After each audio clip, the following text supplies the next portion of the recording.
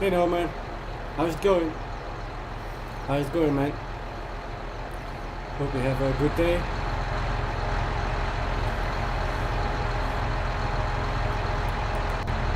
Oh yes, I do feel better a bit. Wait, what happened? What the hell? Wow! What the flip? The thing just crashed. Okay. Oh well. Wow. Wow.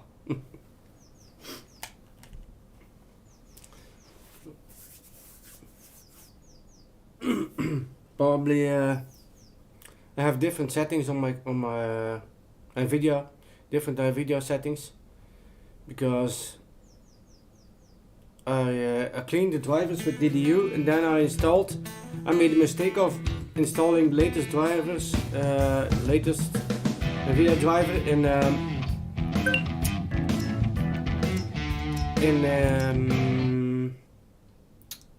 what's it called? Oh man, my brain. I need more coffee.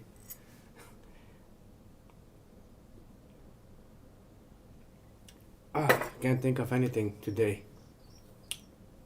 In safe mode, yeah, that's it. In safe mode. So it's recommended to run the DDU cleaner on in safe mode, so I did that. But I also installed the driver in safe mode, and that was not the best. So then I reinstalled it in normal mode, but I still haven't changed the settings in video settings. That's probably why it's crashed, because normally it doesn't happen that often that I crash with FromSim. So well, I can see if it happens again. I can always change it, but yeah, we'll see. Haven't lost too much work, so not too bad.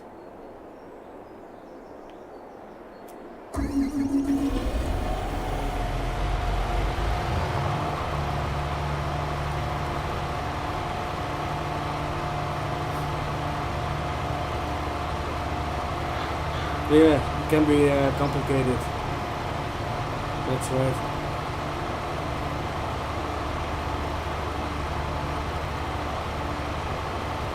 Just like what's it called? It's the scaling. I've seen that. Normally I don't use that, but sometimes the driver, when you install it, it defaults to that.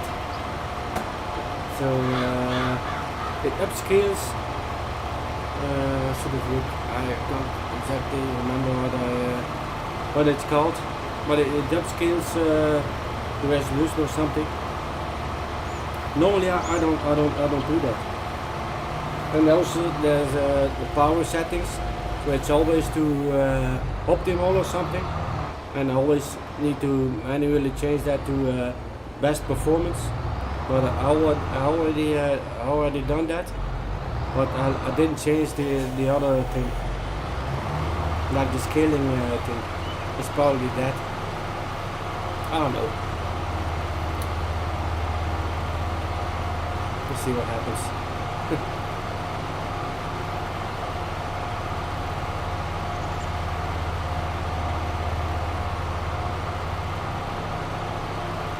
Maybe. Oh yeah, that's right. Okay, let's see. 60 frames, yeah. I was running at unlocked frame rate too, but I've done it before, and usually it doesn't give me problem. But maybe best leave it at 60. But I definitely see a big difference when I'm running at higher FPS. Especially like now when I pan, see, like it gets a bit hazy, like in high FPS, it's much clearer. It stays much clearer. So that's why I normally do it, to have like a sharper image when the scene is moving.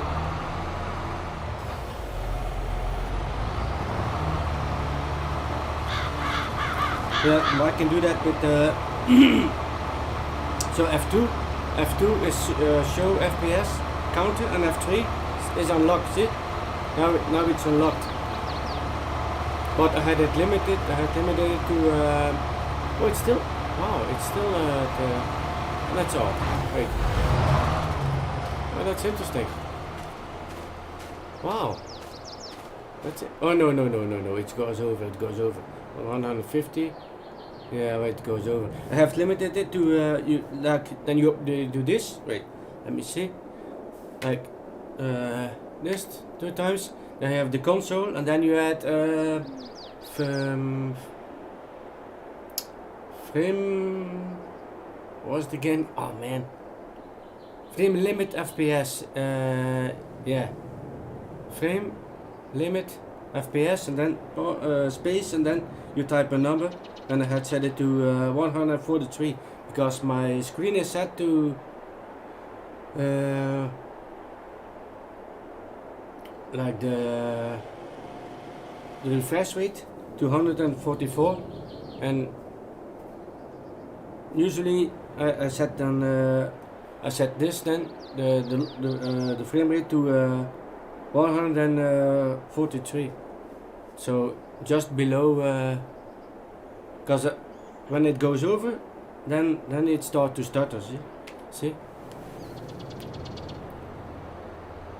now it's smooth, but at least to me. But when it goes over 144, then it usually gets a little choppy because my screen is set to that. Even though that one thing is refresh rate, and this here is frame rate, but yeah. So it's actually 2 different things, but I don't know exactly how it happens, but it does that. But I can set my screen even higher. It goes to 240. But then then the frames, then it's also not that good.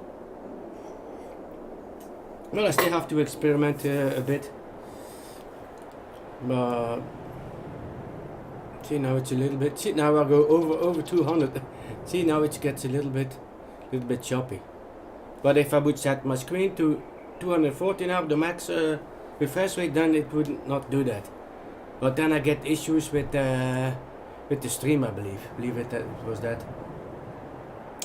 Oh well, okay. Oh hey boss, how you doing, man? Okay, where was I? Let's see this. I'm gonna switch it back to 60. There you go, 60, max 60 frames, FPS.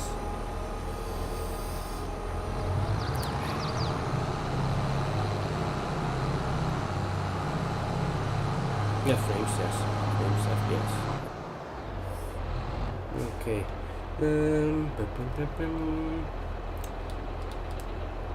Beats.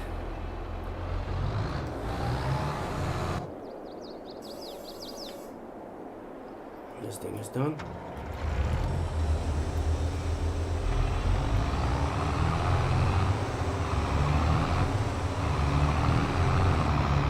Then 60. I don't know.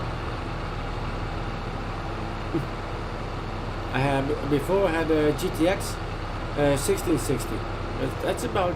It's probably a little bit more powerful than. It's more close to 1070 than a 1060. No, but my 1660 Ti was pretty good. I could basically do the same, but with a lower quality. Yeah, or still good quality, but a little bit lower. But it's not that big of a difference with my current compared to my current 3080 Ti. It's not as much as one would expect. And that's more to do with the game actually than with anything else. Because this game suffers from really huge FPS increase and decrease. So variation. So let me. So see, now I have 120, but see when I go there. So now it's probably like if you go in the open area, and it goes sometimes over to 100, and then close to the farm, and when you have lots of equipment, then it drops sometimes to 60 or 60, maybe not, maybe 70, yeah, around 70. Let me see, 70, 78. So that is a bit better, yeah. That's definitely better. With my 1660, it would drop below 60 sometimes. This one stays even above 70 here on my farm, so that's good.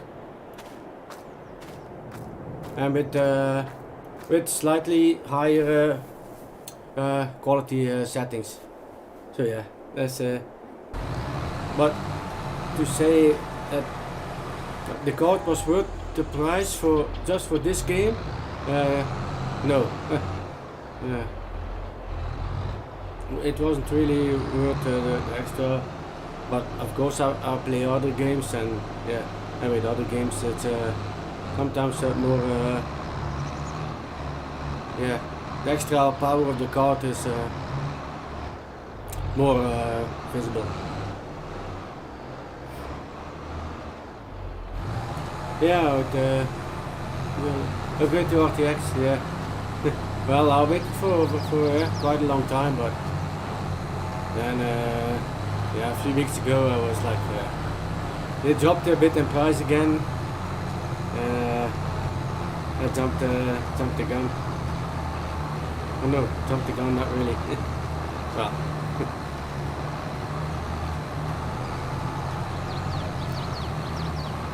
I just decided to go for it.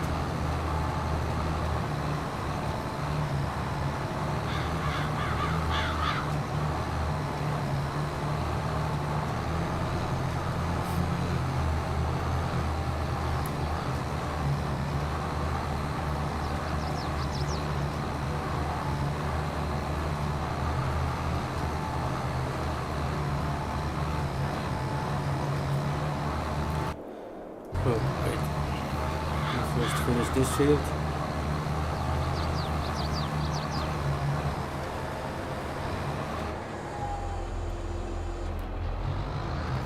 I'm gonna set it to 60 again maybe, because otherwise I need to do the command.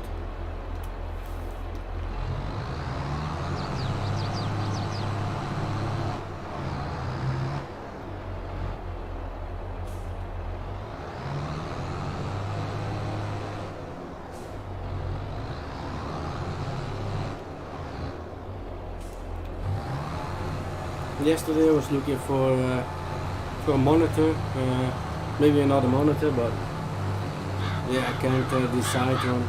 Well, I know what I want, but I want an OLED. But the problem is that they still suffer from burning, and if it was just to play games or watch movies, then I would hesitate. For a minute, I would get one, because it blows anything else out of the water for picture quality. But I would like use it for as my daily screen, so I watch a lot of YouTube, and then screen like YouTube and the chat, and I don't know. Some say it's not that bad, and some have tested it and they say it's done like I don't know how many hours, 20 I believe. 20 hours with fixed logos and everything, and I haven't read the test. I heard somebody told me about it, or tell someone else about it, that the test was done.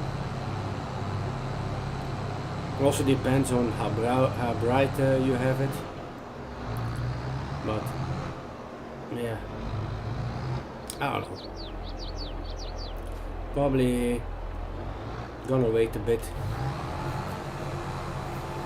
And it's also the size, because at my current position I would like to have like something like 34 inch maybe would be perfect. And it does exist 34, but not in OLED, of course. OLED is like what is it? Mostly they are larger, I think 38 and larger, or even 40. So that's too large for when I would have to reposition my whole setup.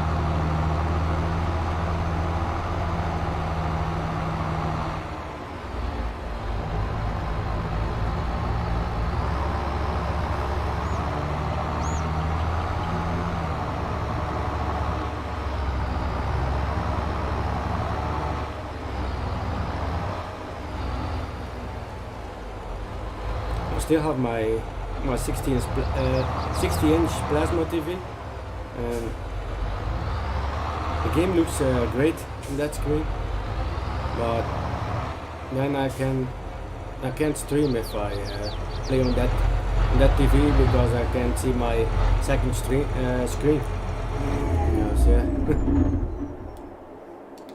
That's a bit of a problem. But I love playing this game on my plasma, because the colors are much better. It's comparable to OLED. Doesn't have the sharpness, but the colors and the contrast are like, yeah, much better than my what my monitor can do. 30-inch TV, 7-inch monitor, HD and LED. Both are LED, okay. Well, yeah, LED is, yeah, it has its drawbacks, yeah, of course. It's sharp and it's bright, its brightness is good, but the contrast and everything is still not that great. And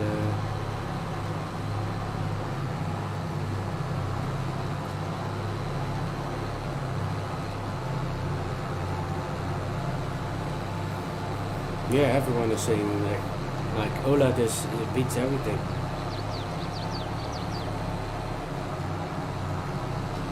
No, missed the spot there. Oh well.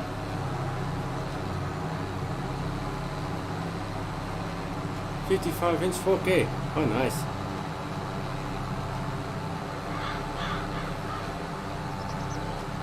Very nice.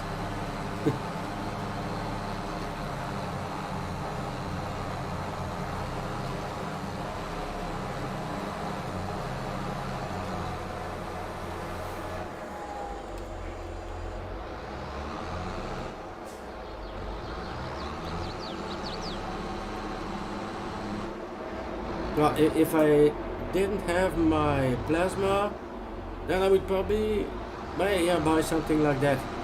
But yeah, definitely an OLED, and yeah, 55 or something, or also 60. I think 50 would be good. I would be happy with 50, but it would definitely need to be OLED.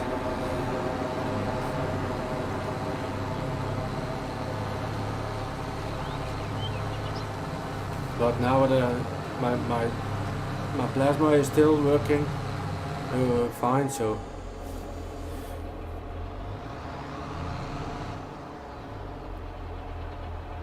oh, yeah, it's empty. Oops, wrong tank. Unknown. Ah, it was the fertilizer. Ah, yes, yes. There we go. Send them on its way.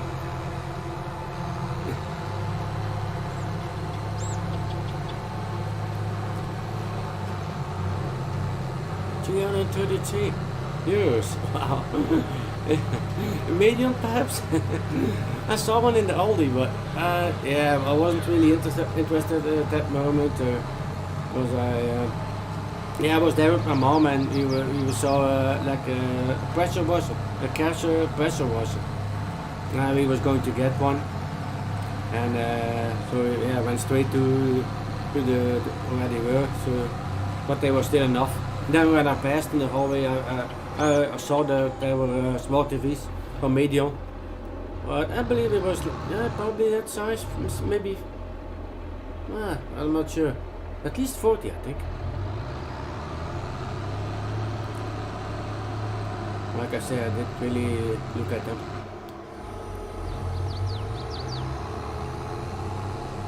Yeah, medium is not that bad. I think. A friend of mine had one a couple of years ago. It was fine.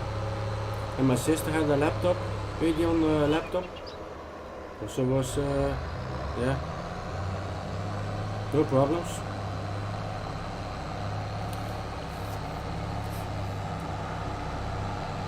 But the panels are, usually the panels are mostly LG, and I believe there's only like, if I'm correct, only three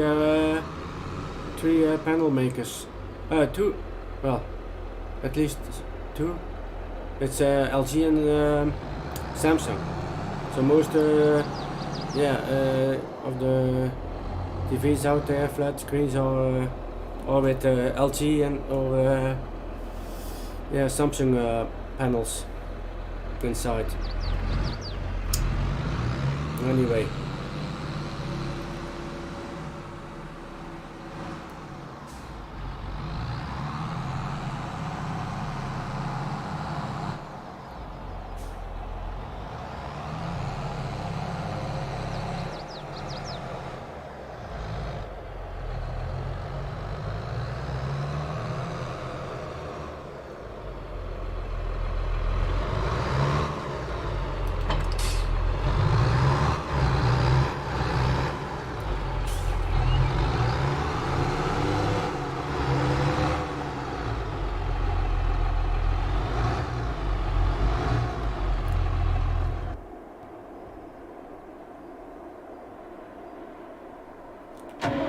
Potatoes.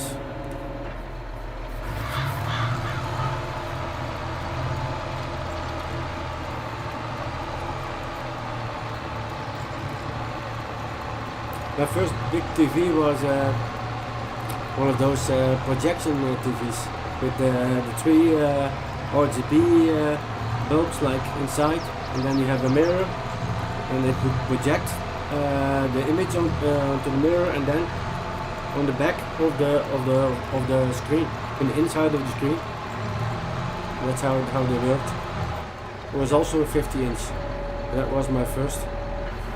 Like a huge bulky thing. It weighed like 90 kilos, I believe. It was crazy. It was a Pioneer projection TV. That was in 1999. Yes. I had that one for a couple of years, and then 2007. So I think it was late. It was more like 2000. Yeah, and then in 2007 I got my first flat screen. It was a 50-inch plasma from Panasonic, and then in 2009 I got my current one, LG 60-inch plasma, and I still have that one.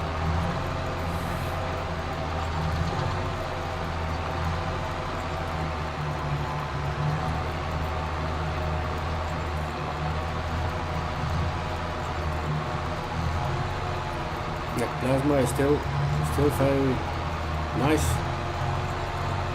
but you don't see them anymore because of the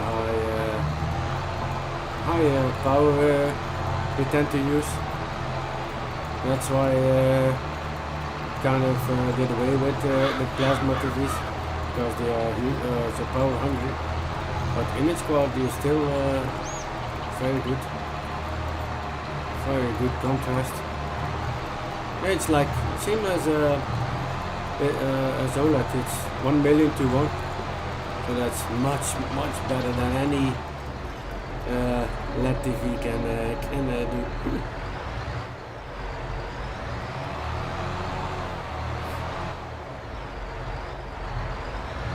But LEDs are usually brighter. Like in a bright environment, it's still, yeah, probably a LED is still probably best, because even OLEDs they don't have that much brightness. They are perfect for when it's a little bit darker, but when there's really light in the room and shining on the TV, and it's that and it's still not it's still the best with the LED. It's something that has a way more brightness.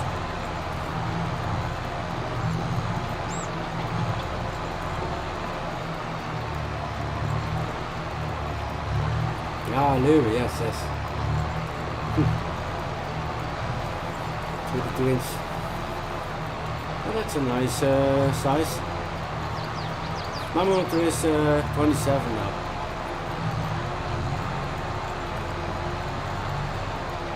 But the problem is that I'm right next to a door, and I specifically chose this spot so I can look outside and I have some sun in the morning, and I can also see the birds, see my bird feeder. It's like perfect really.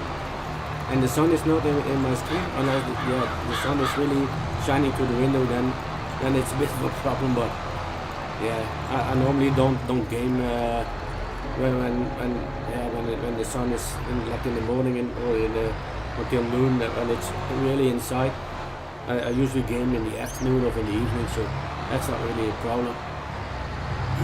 But I really want to stay here in this spot, and because before I had a desk, and then I had my monitor, and then behind my monitor on the wall there was my big plasma, so I could use both at the same time. Now that's not the case anymore. I don't want to go back to my previous little desk, and now I'm on my sofa, so I can lay down on my side and watch YouTube or yeah. When the weather is nice, I open my door, and it's like I'm outside, but I'm still inside. I have the best of everything. But I'm a bit limited with this. I could move my whole setup a bit more away from the door, and then maybe go with a slightly larger screen. Probably like something like 34 would probably be nice.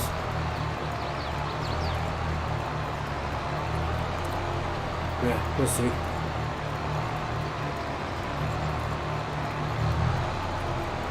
We'll see.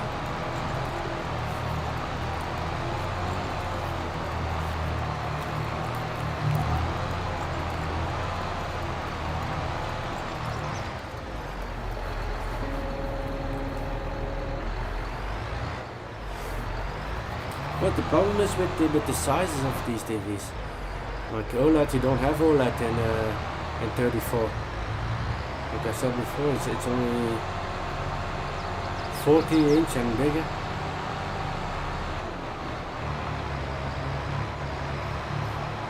Yeah, that's too big. Also because my second screen to see chat is above my my main monitor, and if that is bigger, then my second screen is even going to be even higher. I have to look up all the way. That's not very handy. Then you have those white, of course I could do that. With those curved and those white, extra white monitors. But then the height basically stays, would stay the same, but then, yeah. Maybe I could do that. Like an ultra wide.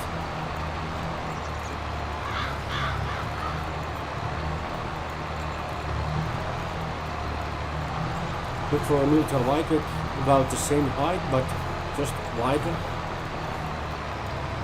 We'll see.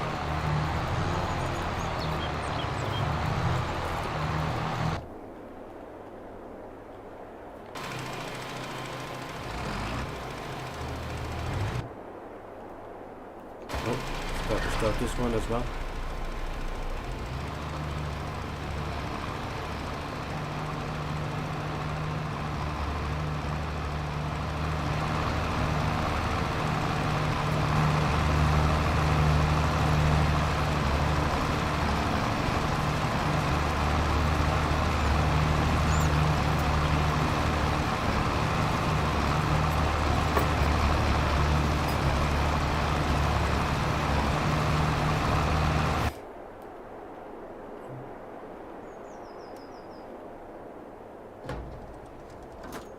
Oh, you have a curved one. Oh, nice. Oh, you bought yourself a Christmas present? Maybe your girlfriend bought it for you? It's always nice to get presents.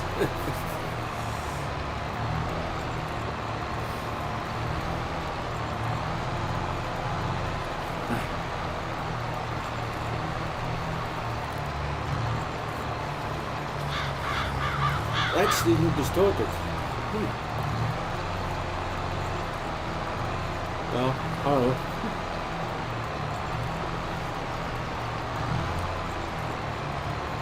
No, it's fine. I hope it stays. Maybe guys needed to adjust. I don't know what that. Maybe because it was new. Had to warm up a bit. I don't know.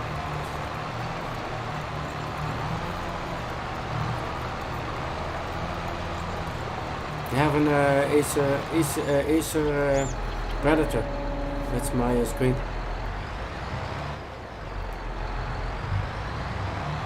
It failed after just before the end of the warranty, so I got lucky there. So before 2 years, the screen suddenly died, but yeah, there was no problem. I contacted the store where I bought it and all online. So it's actually an online store, but you can go there too. But they specialize in online sales. And I let them know, and they said yes, send them to us, and we will look at it. And so they did. I sent them to them, sent the TV back, and that is the monitor, and they fixed it. They said we're going to fix it, no problem. And it was all done. Yeah, in like 2 or 3 weeks, I believe. But pretty fast. And since then, it works fine.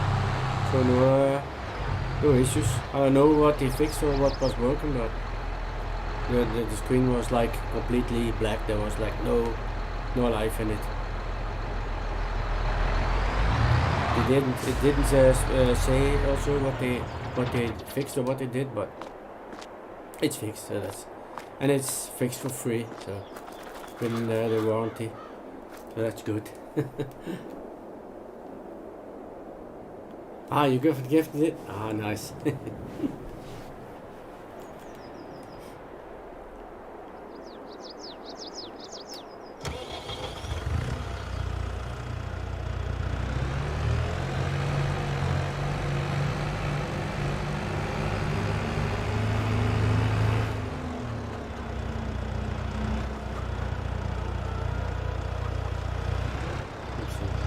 Feed for the chickens. No, I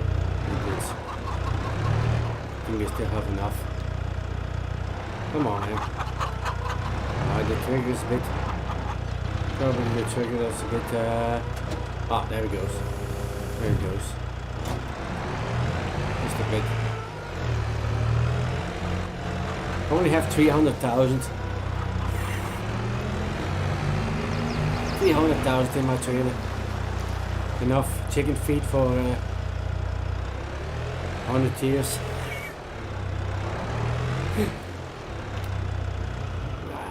That's a little bit of cheating. I never hurt nobody.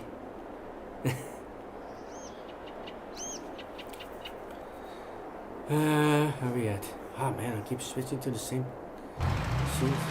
This one.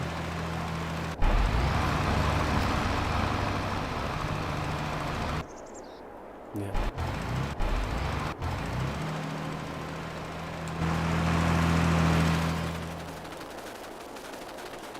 What do we have?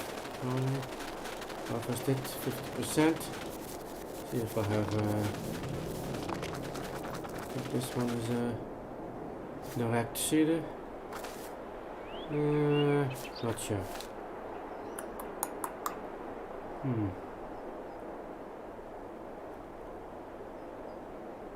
Well, probably not. Let's see. Oh. Oopsie. Cedars. Do. No. Nope. I'm gonna use my super duper cultivator. I call it the extreme.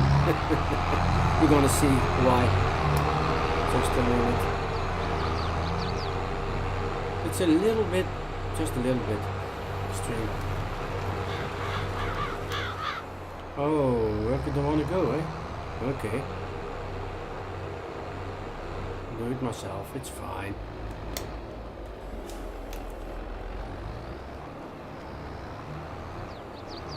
There we go.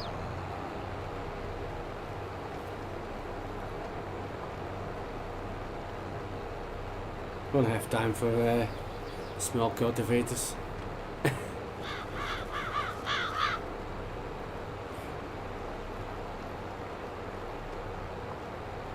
You want to get the seeds in.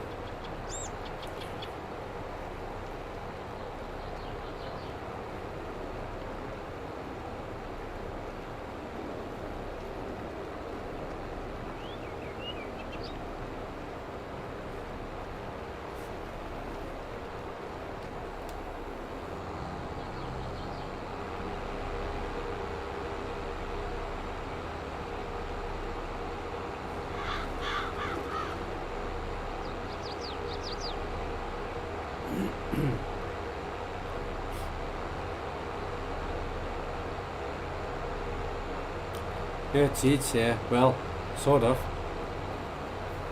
You have to, yeah, do it yourself, but like editing the files a bit, just a little bit.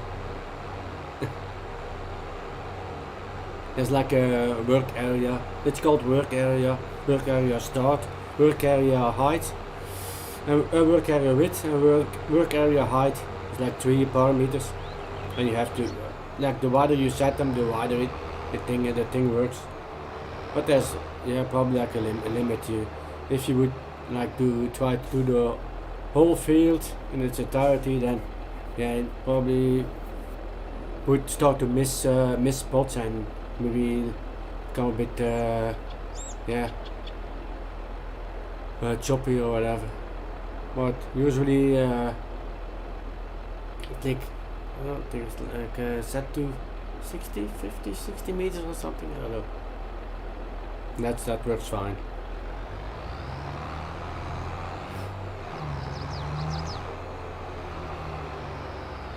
That's all that needs to be done. And then in the XML, of course, yeah, the tool XML, you have to set the speed. The standard to speed is like 14 kilometers per hour, I think, and I have set it to 45. So that's all you have to do. Then it works.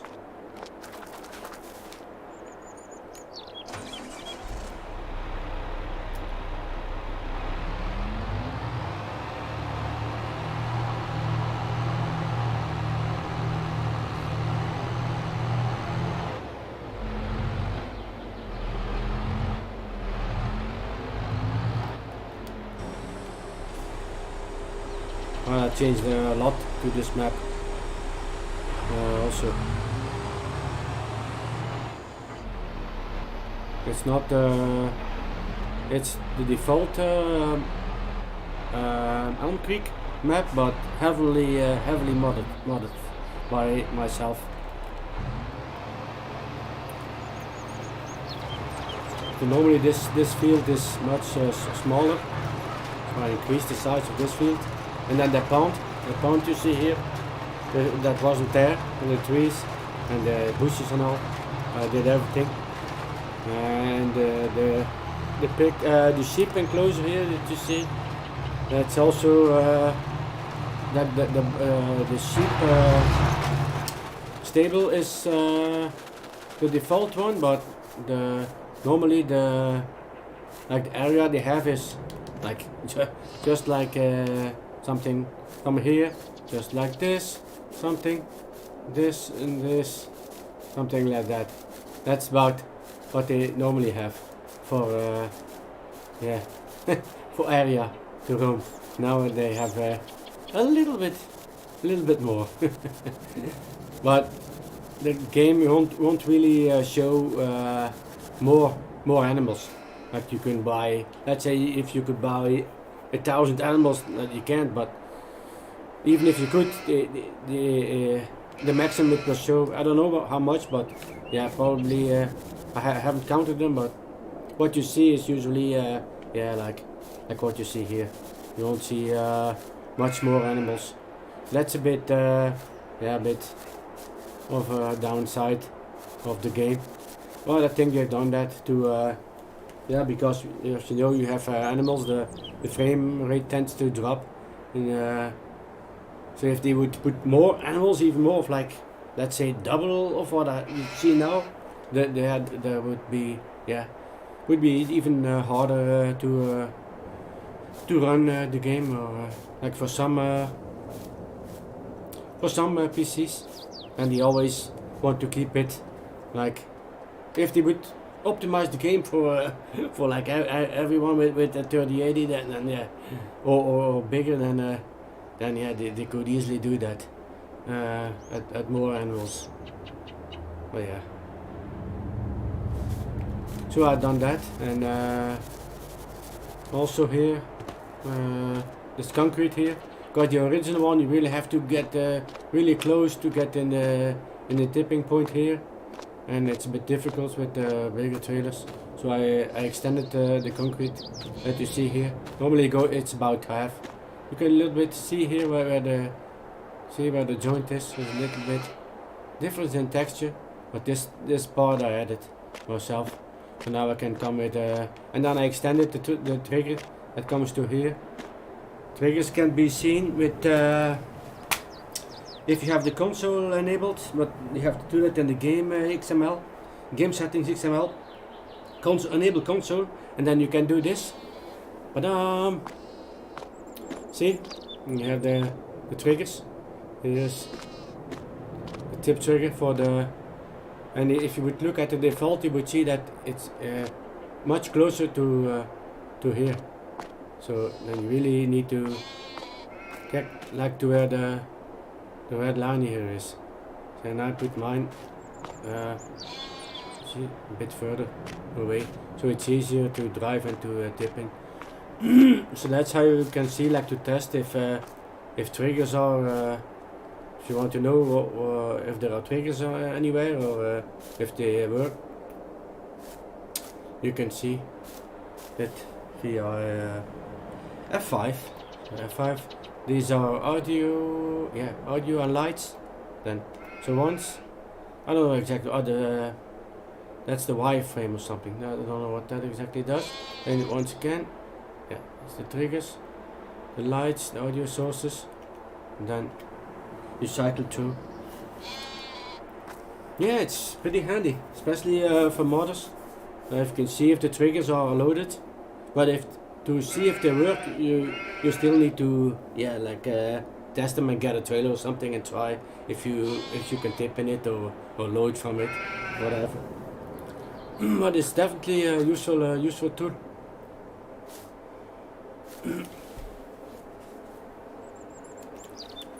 Oh yeah, I've been playing farm sim for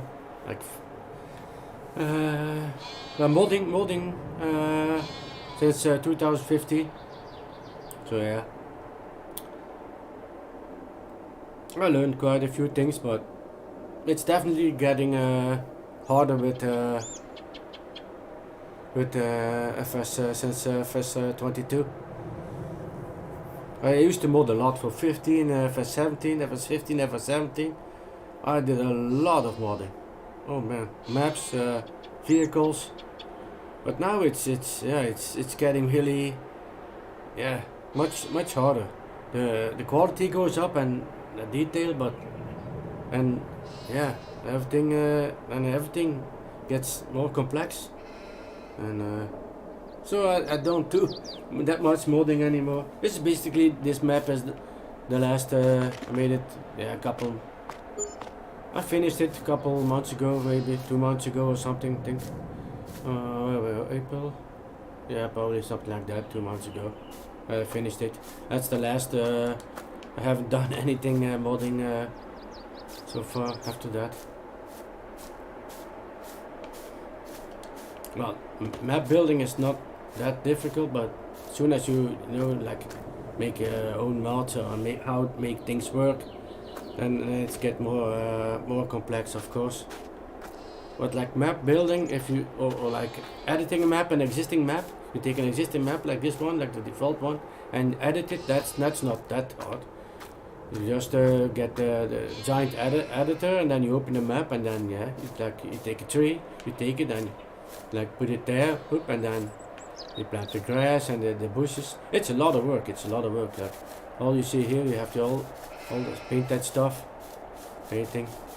So, and then the fences, placing all the fences. That's also a lot of work. But I changed a lot on this map. Like the stables here, those are from older ones, but they still look fine. They don't have the new textures, but they still look fine. That's good enough for me. That's sheds from 2000 from Sim 17, I believe. I first got these, but they are still nice. But I just changed the color because they were green. I still have the green ones, but I'm like, I'm gonna make this one a bit like a dark gray. And this is default one, and but I took the legs out in Blender. So normally these legs go, you see on the ceiling here, they all go through here on the ground, and then it's hard to get anything in because there's like 1, 2, 3, 4 legs. So I put the thing in Blender and just deleted the poles. That's it's also something I did.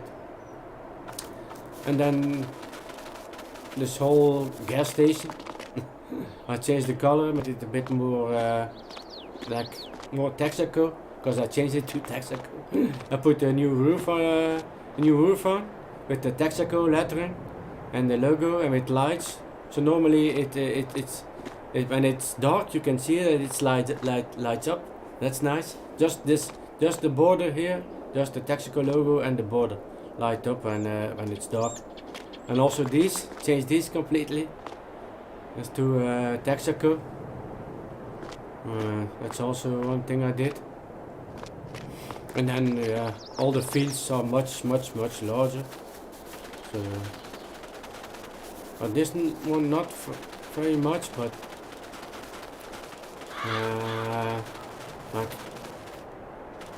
like the shop that was here is completely gone. Now one huge field here.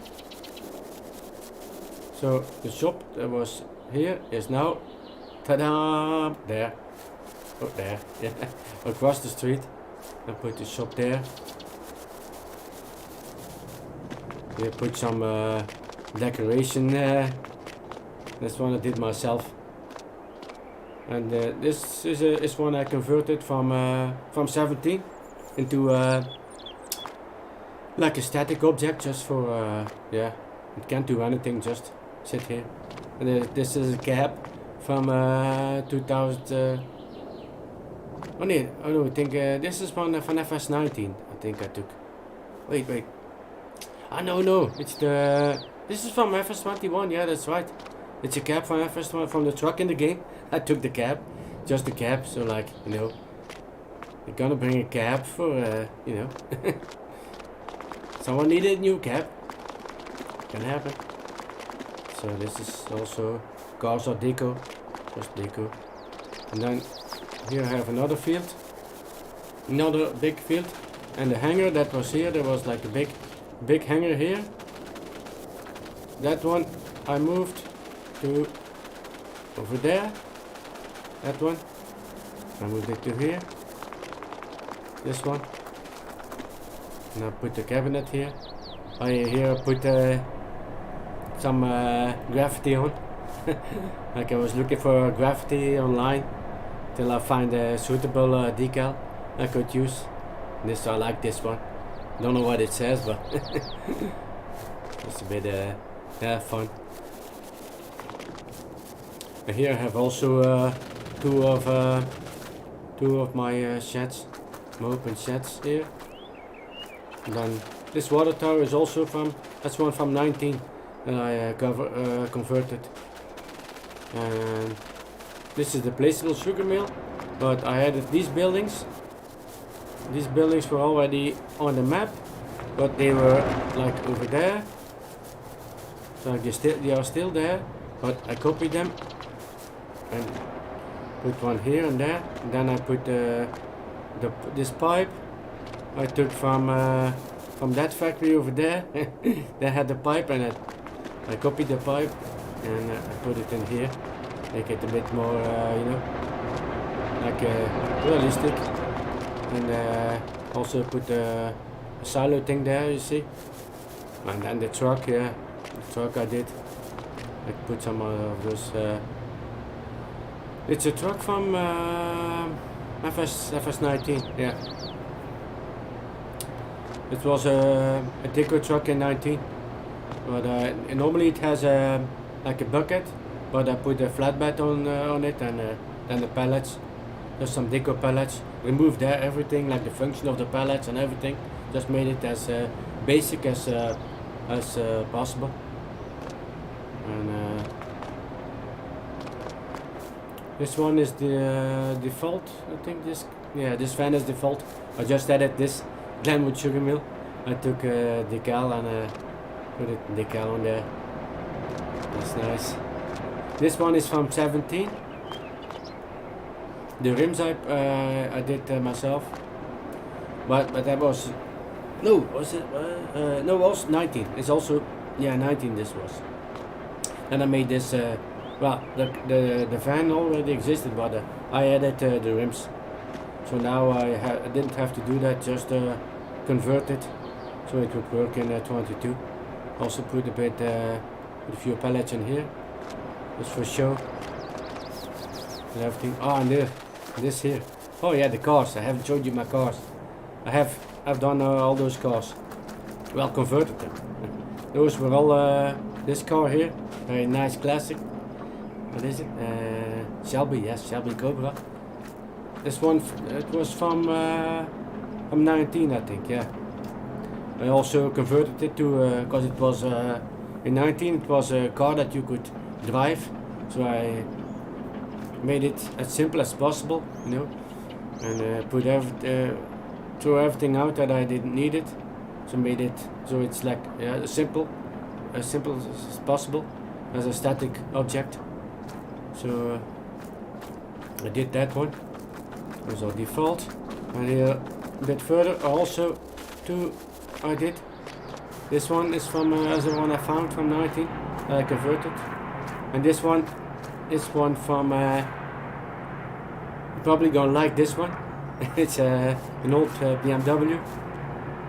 So it's like an air filter in the front.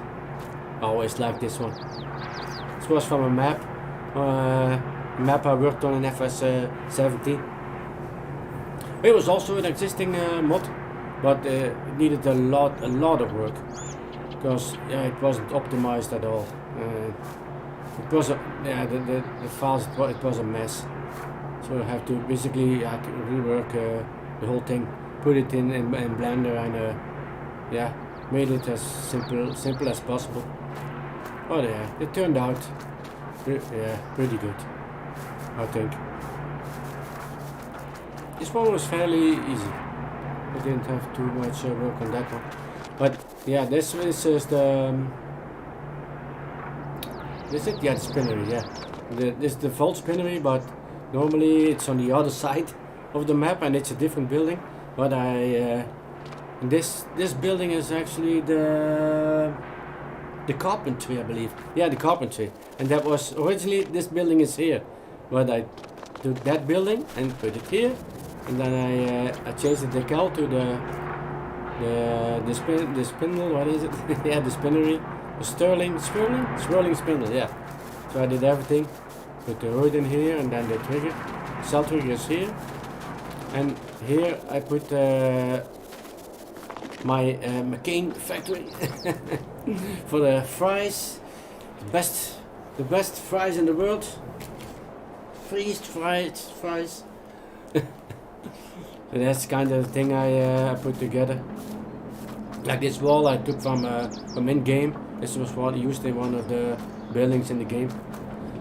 But this is this building I found elsewhere, and then this is part I found, and this is part that I found.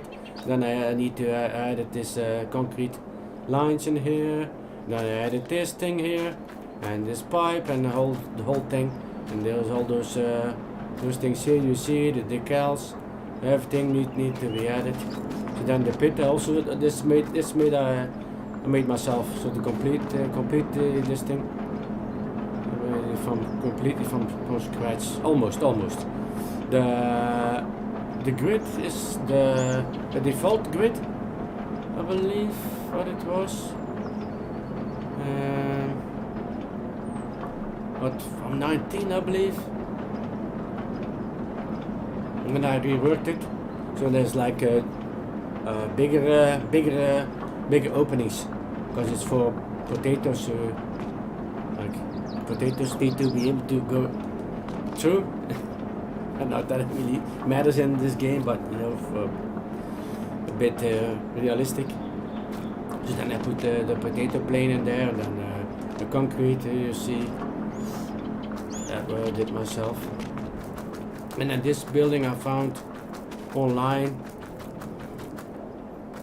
but I put the doors in myself, so doors from elsewhere, and then the windows, the dark windows, like you can't really see inside, well, a little bit, because the inside is not really done, so I decided to do it like that. That's good enough. And then the silos here, I also took from in-game silos. This I took from another building in the game. That's also the change that I made. This is basically unchanged, this factory. And then here I have another shed that I worked on. Because there's like one like this in the game on the BGA, but it's like, I believe it was, it's twice the size, but it's very big. So I cut it in half. I cut the shed in half. Because if you really look, you should be able to see, but it's hard to see. But if you look close, you could see that it's like cut halfway. But it turned out very nice. Wait, I will show you the original one. It's like huge. It's going a bit faster. Oh, that was a bit too fast. Here it is.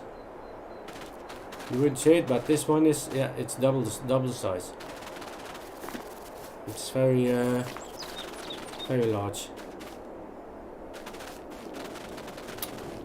So yeah, we are almost yeah, and this wall here, I added this wall around this the fire station. Then here are some more cars that I worked on. This one, it's also one that I found online that I converted to FS22 and to a static object, so like simple static object, simple as possible.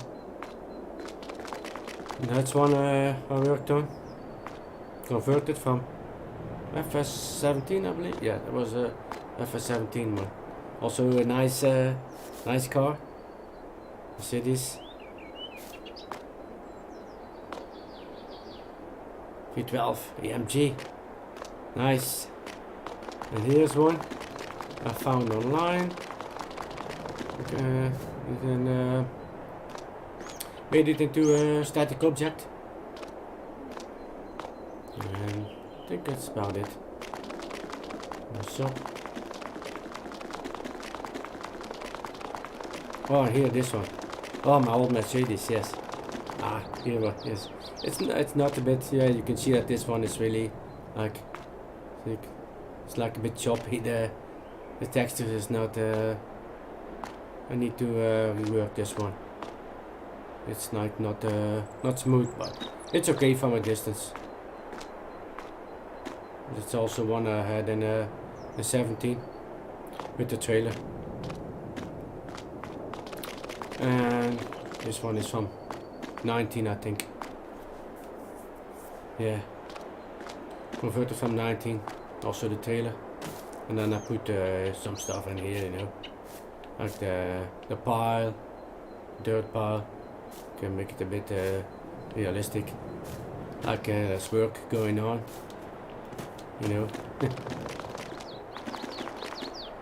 And then this, yeah, this diner.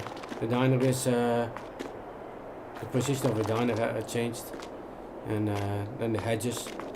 I also added the hedges, and then parking space here,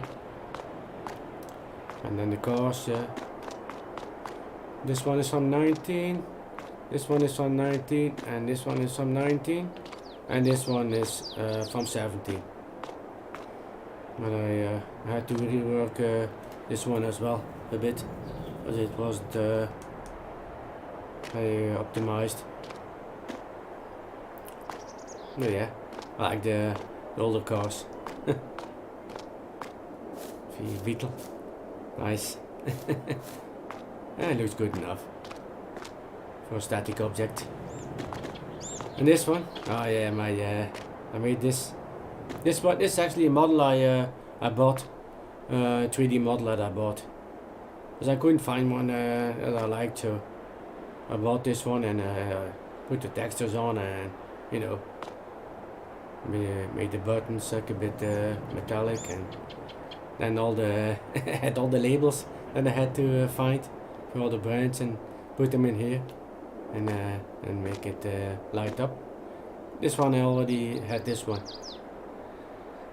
Oh yeah, from 17, I think. Yeah. And that's yeah, I think we're almost done.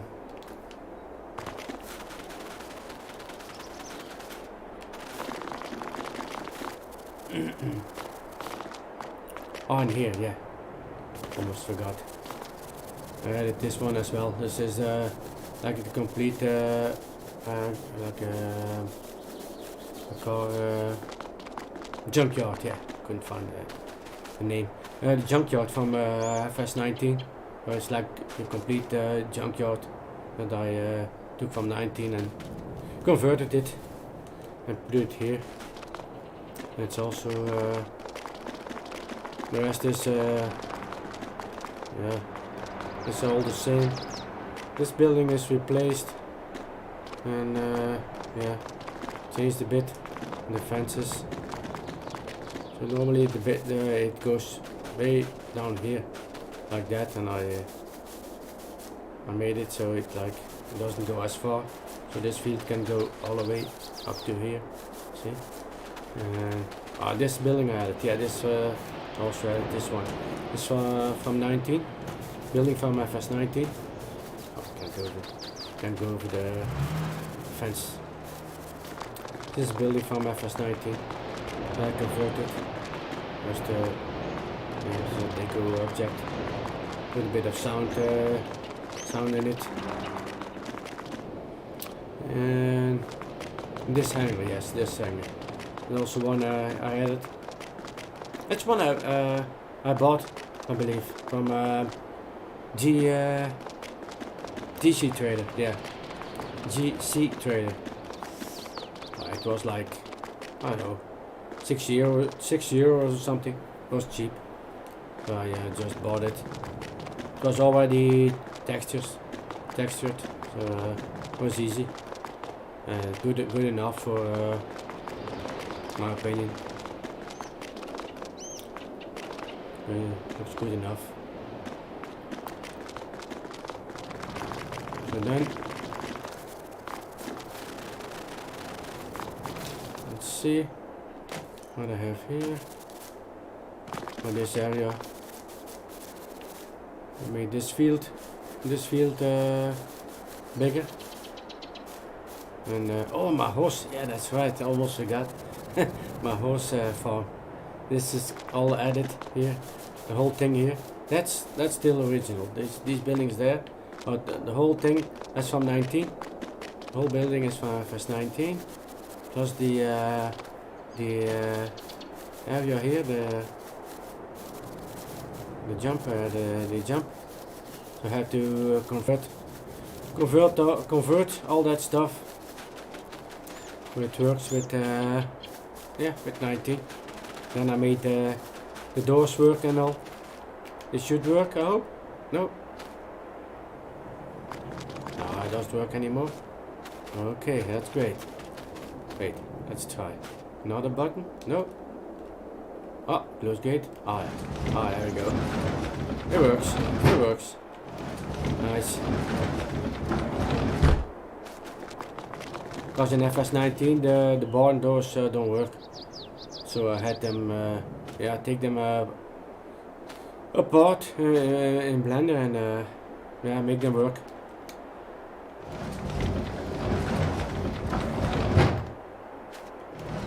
Turned out well. And this one, this should work as well. Yep, it does. Good sound. Okay.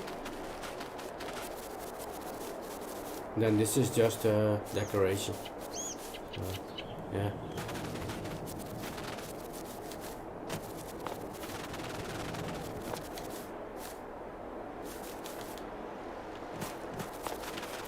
Oh, and then yeah, the grain mill. Yeah, that was here. Grain mill was here, and this one is the bowling area. It was also in another place, so I put the bowling area here, and I put the grain mill way over there, like way closer to the farm. Like I'm not driving there all the time, so I put it here. Then my farm is there, and then this grain mill is now a bit closer. That's another one there. That one is a sell point, and this is now also, well, I changed it to a sell point. It's not a production point anymore. Because yeah, I don't know. Ah, thanks. Yeah, I like working on maps and yeah, do like kind of stuff like that.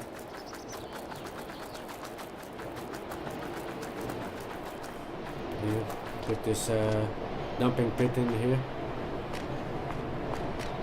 And then I come I come to here, and then like this, I go like this, and then I dump here, and then back out this way. But it's not a production point anymore. It's just a sell point. Because yeah, I don't know. The production is it's fun to do like once, but yeah, I don't know. Like same with the sugar mill. It's well, no, that's still that's right. That's still a production point. Like I still have pallets. I put sugar beets here. Sugar beets cut, and sugar cane. Yeah, sugar cane. And I put this. See, pallets. And that's I left this production. I kept this production, but for the flour is like, you know, because you need to go like dump the grain in the grain mill, and then take the flour to the bakery, and then take other stuff to the bakery, and then the bread, take the bread and sell it to the store, and then all that shit. I'm like, nah, too much work.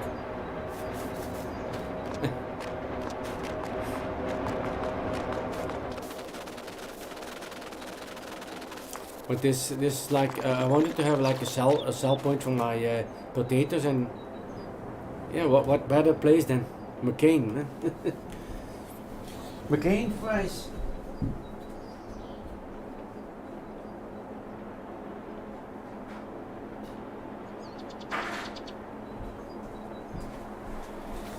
These guys need a lot of potatoes, right? So yeah, I looked for a logo, McCain logo, and I dropped it on there, stuck it on there. McCain, there you have it. It's just a sell point. Let's see. A little bit of working. Less talk and more work.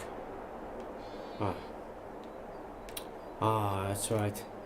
I need to take my super plow again.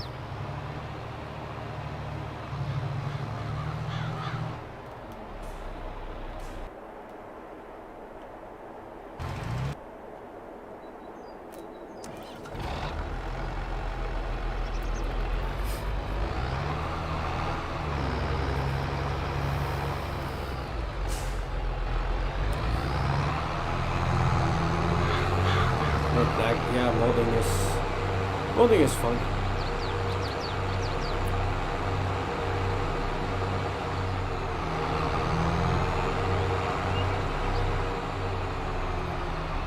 Like people that can write like a script, they can do basically almost anything. Make the game do anything they want almost. But I can't do that. I can't do script. That's beyond my knowledge. Gotta think a little bit more.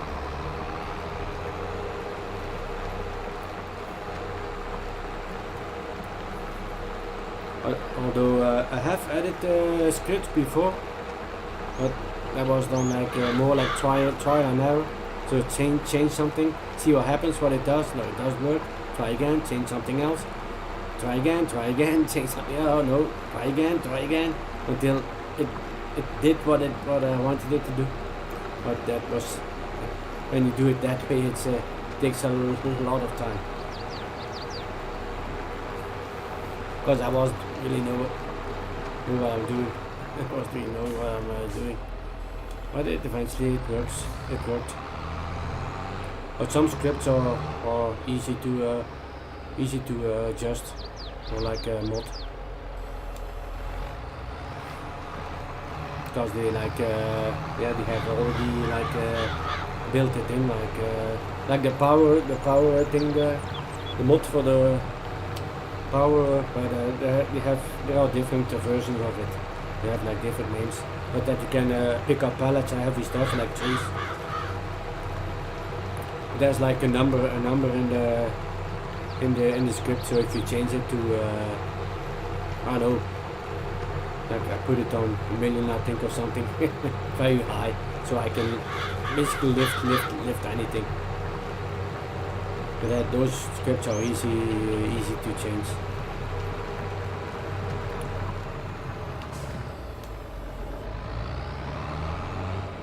Ah, you enjoyed it too? Ah, that's great. Thanks.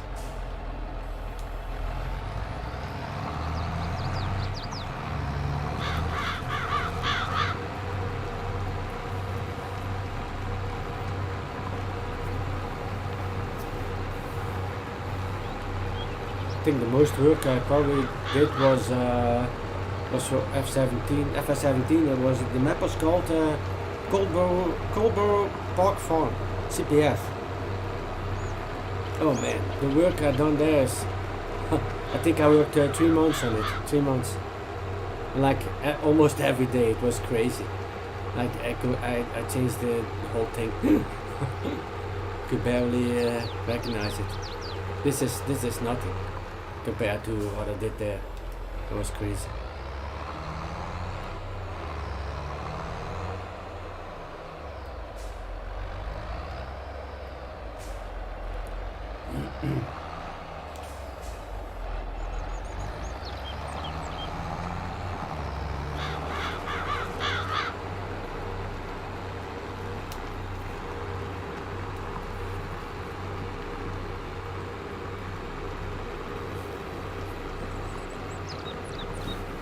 But some things are like this one here, or like the cultivator, are easy to change. Like you can do that in 10 minutes. Make it go fast and have a wider working area. That's easy.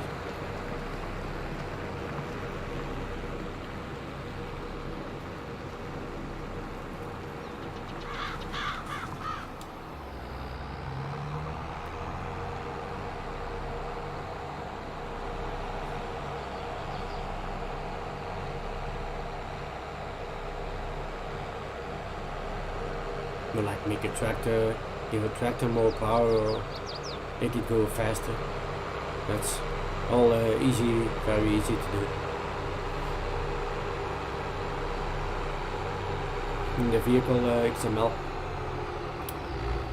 it's torque ratio. It's a value. It's called torque ratio. If you increase that, like you can give it as much power you want as you want, basically.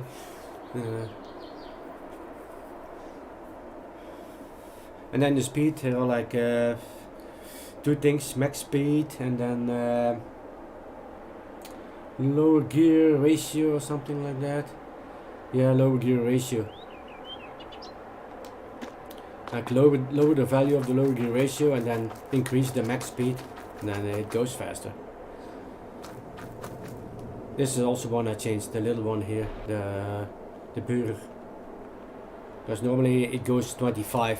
It's like, yeah, too slow. I made it go 45. And a bit more power.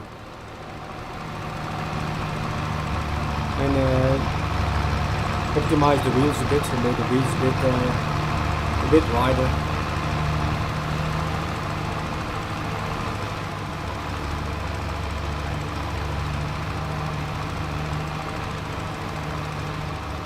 Also something I did.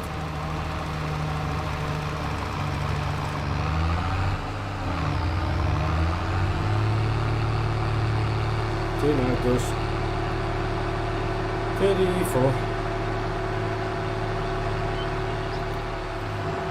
Well, some go like some games and some tractors in the games have like a default speed of 34. I don't know why. I decided to go with that. 34.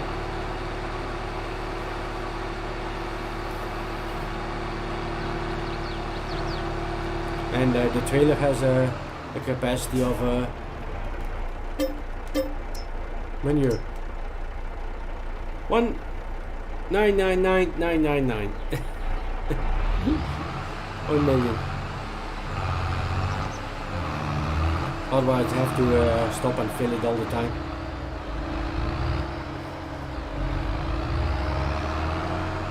And then you have to change the update, that's called update mass. You have to add that line to to where the capacity is. You're looking for in the vehicle XML. You look for capacity, and then increase the capacity to as much as you want, and then add the line update mass false, and then it won't update the weight.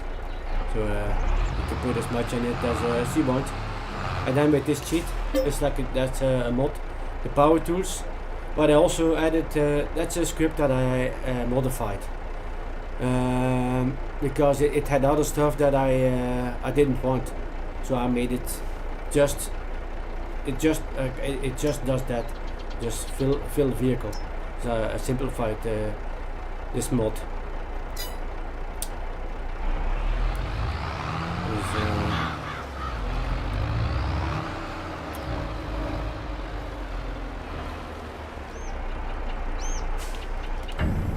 Fold it.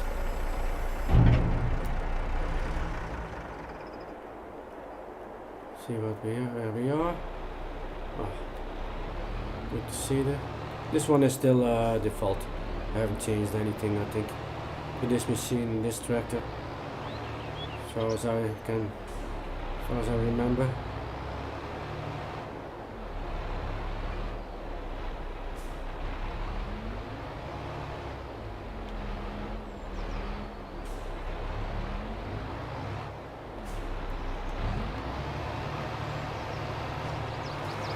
Soybeans. This one is changed. Yeah, I modified this one here. So normally this is we'll take it out. Want to shed, see it better. So normally this is like one of those power harrows. Yes, power harrows. It's I believe it's not a mod. It's the default one that I. So it's not a mod. It's the default one that I modified. Sometimes I change it into a mod, but sometimes I just take the default one and change that. It's easier. But the problem is if you if you change anything to the base game, like you can't really play online. Well, you can, but it will give errors because the other person will have the standard.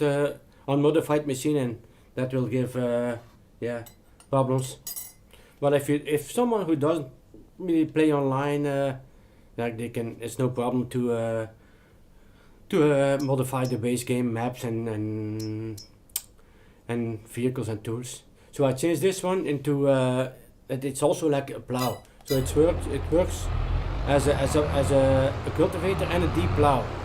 So if I use this one, it's like I can have a plow state as well, a plow state and a cultivator state.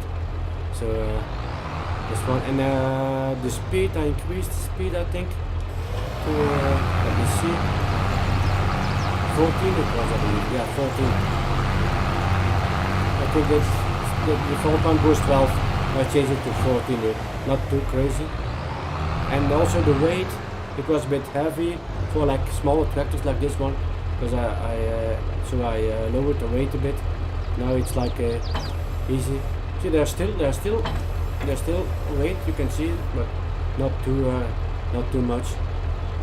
And the power requirements are significantly less, because with the standard one you won't have enough power with the smaller tractors. But I lowered the power requirements to I believe it was 160. I changed it because normally it's like over 200, I believe, 250 something, 240. So yeah, it's like half. Just Ref. Welcome, man. Didn't see you there. Mr. Bangholio, yeah, yes, of course. Okay, seeding. Let's look around. Potatoes are seeded. Yes, those are done. Potatoes, fertilized, 50%. Oh, need a bit of fertilizer here. 100%. It still needs to be Oh, it's also seeded. Sugar beets, fertilizer 100%. So yeah, need some fertilizer here. See what I have around. I have something to fertilize. No. Well, let's get something. Maybe this one. Yeah, why not? Yep, and there it is. I changed the spawn point from the store onto the farm, so everything I buy comes directly is directly delivered at the farm. That's a nice service. How nice of them. They say, oh, you are good, Chris, you are a good customer, so we will deliver your everything we knew, everything you buy, straight to your farm. Oops.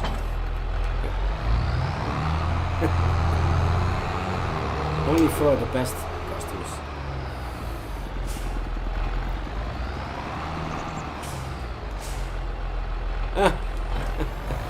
Well, yeah, it's a bit. The walking is a little bit faster than normal.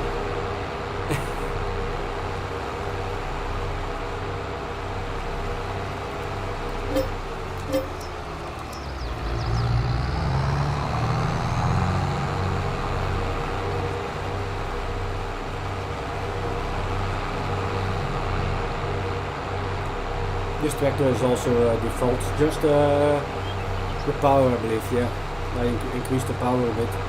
But other than that, I change anything. And the trailer is also unmodified yet.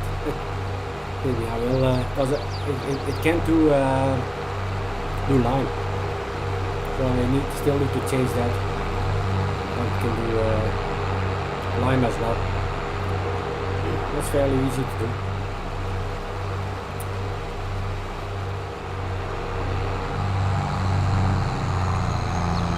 Shortcut.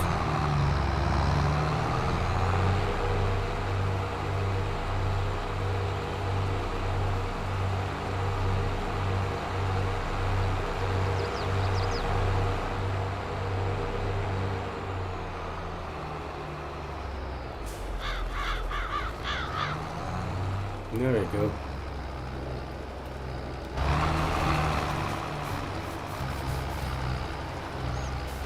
Yeah, this is like, wait, see how fast we can go. 20? Okay. Well, that's a bit fast.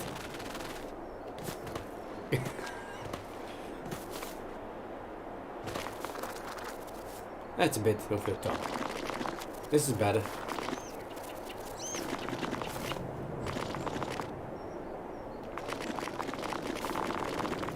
Go on the highway. My way or the highway, man.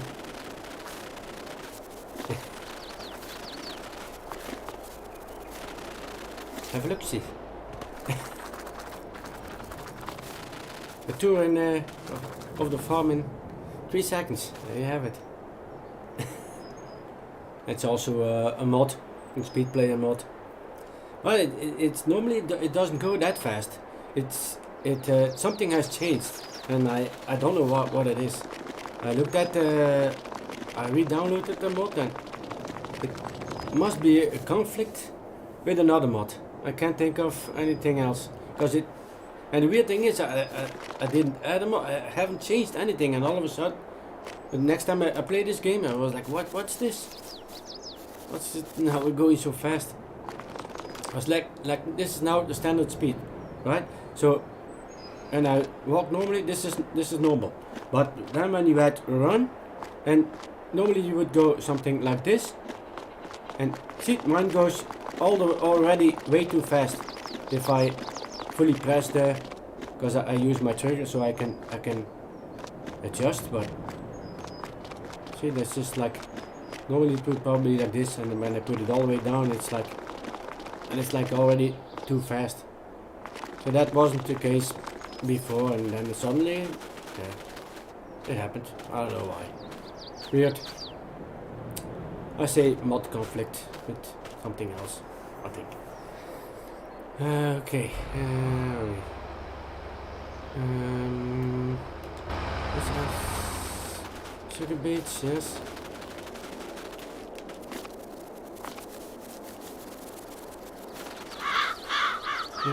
Harvested 50%.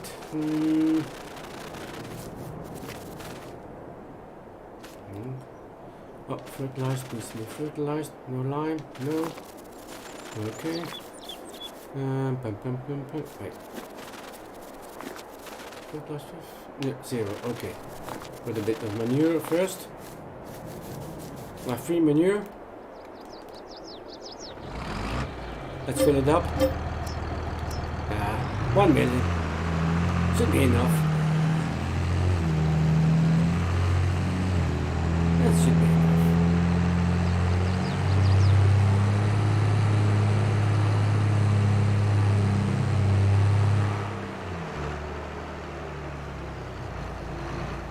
Like the default manure use is so high that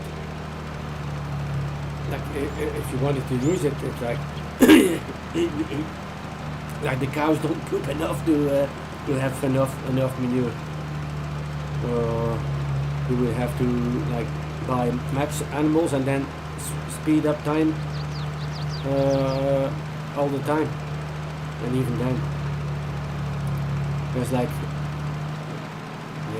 the manure usage is way too high. But I guess they wanted to make it like realistic. But they should make the output of the animals higher then. That's one way to maybe lower the usage of the trailers a bit and then increase the output of the animals, so it's a bit more balanced.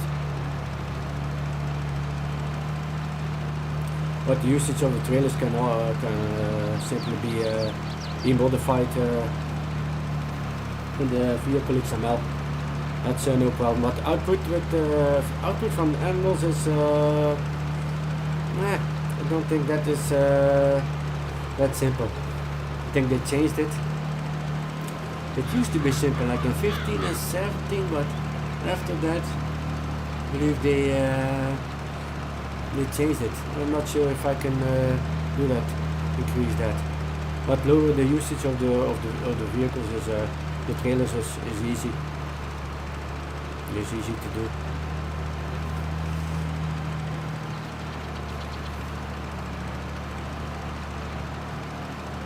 Patience, me. Oh man, it's you that played. How many hours you played? You were seeding that field there, all by yourself, without using workers. I say you have more patience than me, Trev. That was respect, man. So you do that, man.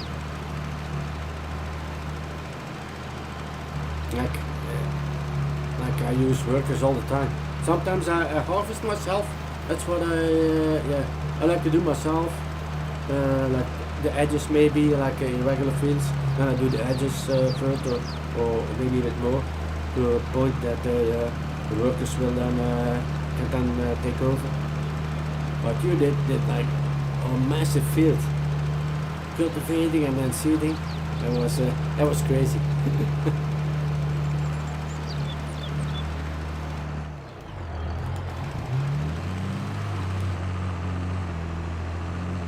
Lurking while I'm working.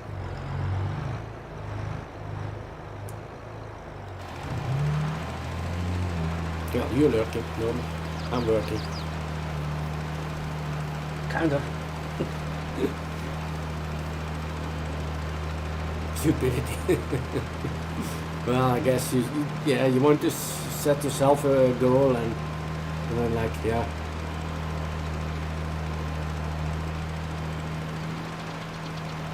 In that regard, it's fun because like you are going to do that, and when you have done it, you're like satisfied with your work. I don't really really have that anymore. Like I don't really play the game from scratch and then try to, you know, build like your farm and get enough money and save for a tractor and yeah. I done it in 15, but that was still on console, like 13, class 13 and 15. That was still on console, and I couldn't cheat. So if I wanted something, I had to work for it. But once I started, that's a downside of being able to mod things and yeah and cheat. And yeah, but it's also like a bit like. Been there, done that, you know. I don't know. But on the yeah on the map that I really like, I would probably still try to play realistic and try not to cheat. Like this team, old Steam.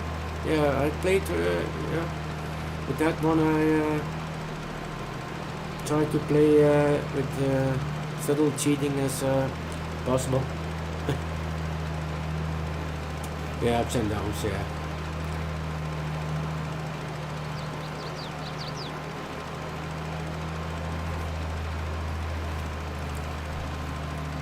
Yeah, if you can't or like you're on console, but they also have mods now. But back in the day, with 15 and 17, like there were no mods on the console. So all you got was the base game, and that's all you got. So in that regard, it was more immersive and more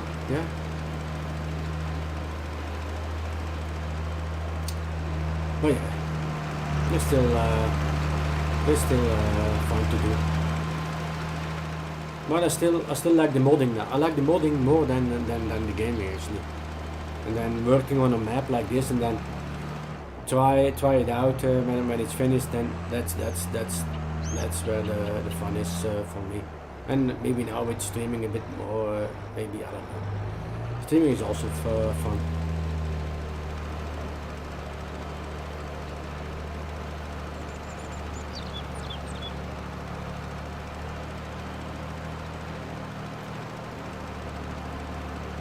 Thanks, man.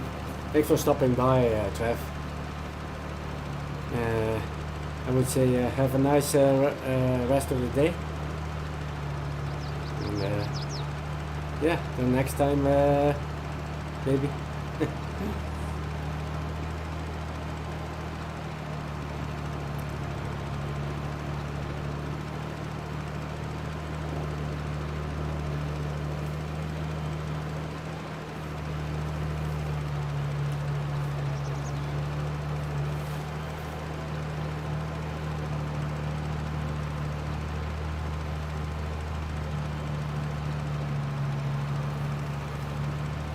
Yeah, streaming is fun.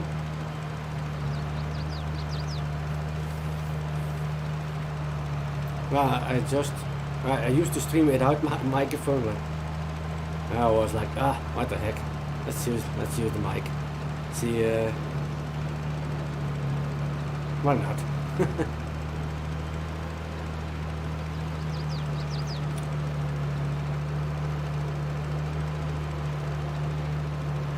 It's definitely more fun with the mic because now I can talk to you guys, and with the text it's it's like that's almost undoable. And I have to like keep my keyboard on my lap because I'm playing from the sofa. So texting is always harder for me because I have to put place keyboard on my lap.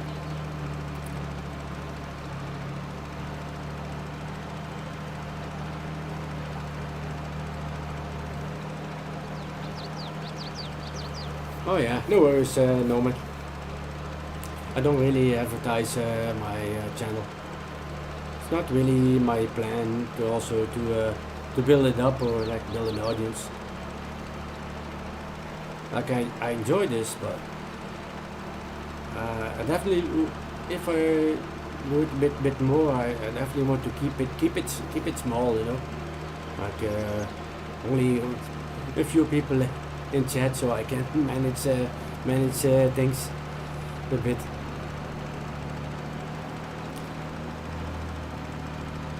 But it never was my plan to really build my channel. Hi Bluebell, welcome. Thanks for stopping by.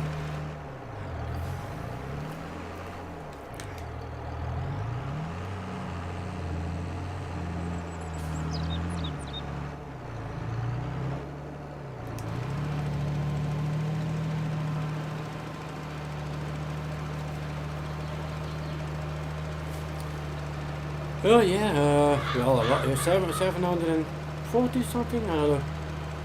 But those are mostly from, yeah, from a couple years ago. Like around 2014, between 2010 and 2014. So yeah, around that time.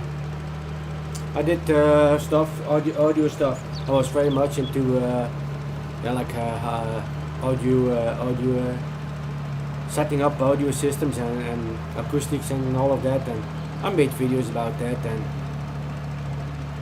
I didn't really talk in it like I do now, or but I just showed things, and sometimes I highlighted things. It was a bit silly with paper, pen and paper, so I wrote things down and I pointed like this is that, this is was, yeah, well, people liked it, but it was different times, different.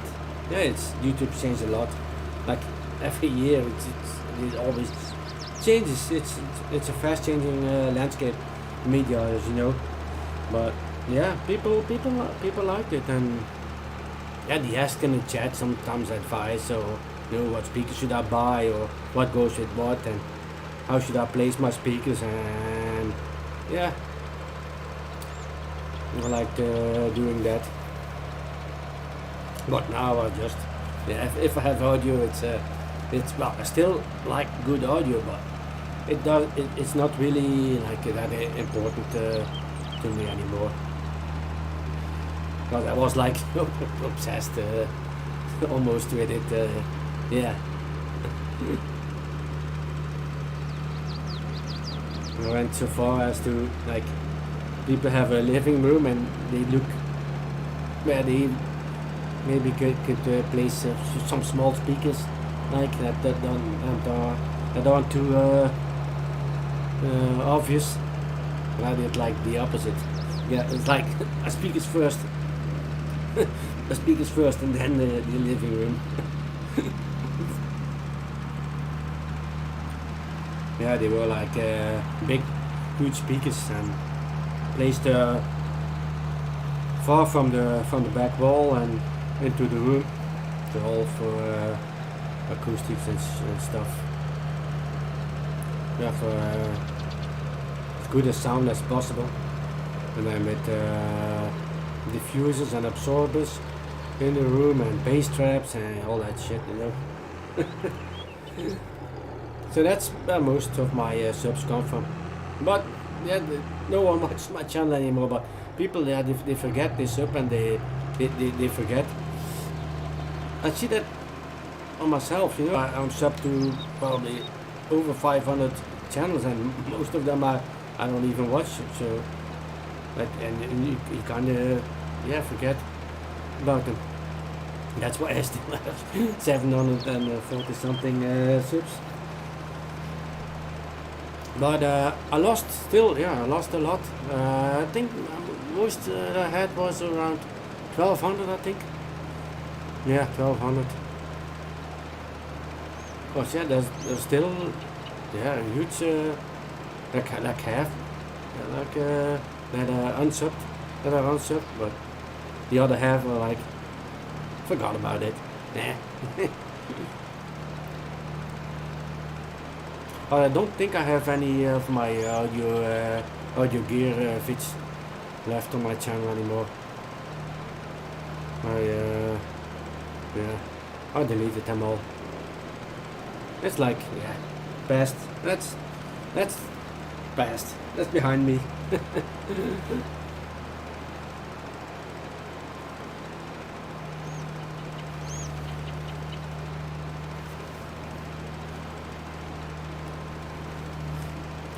$400. Oh, you had once had 400 subs.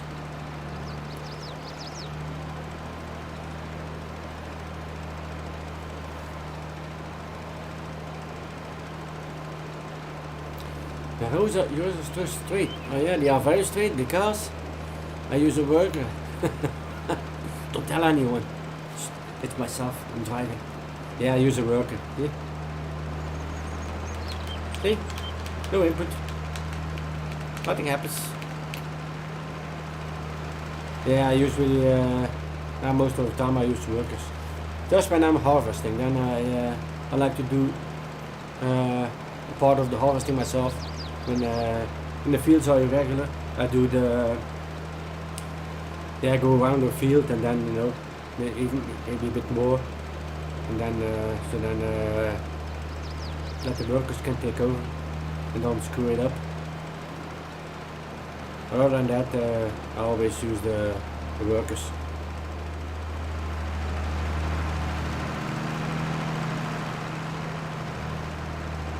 Oh yeah, oh, subscribe to 400. Oh yeah. Mm-hmm.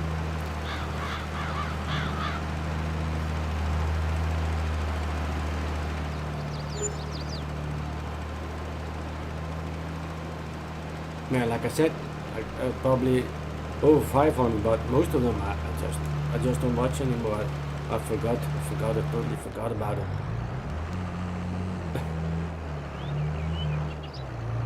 As you know, like people change. I changed. I don't watch the same stuff now than I did 5-10 years ago. For example, the audio. I had all up to few audio channels. Now you like to watch all the time. Now I don't even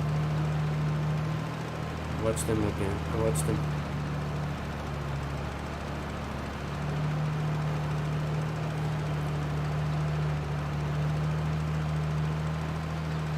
But then I was always watching videos and reading reviews and reading audio magazines. Still have a bunch of them on my attic, like a lot of audio magazines.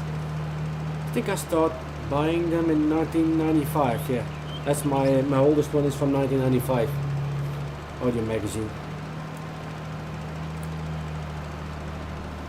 And then all the way up to 2005, I think. Then I had the internet, and then you could find everything on the internet. So then I stopped buying magazines. No, not completely. I still bought one. There still was one I bought for a while longer, and so I could take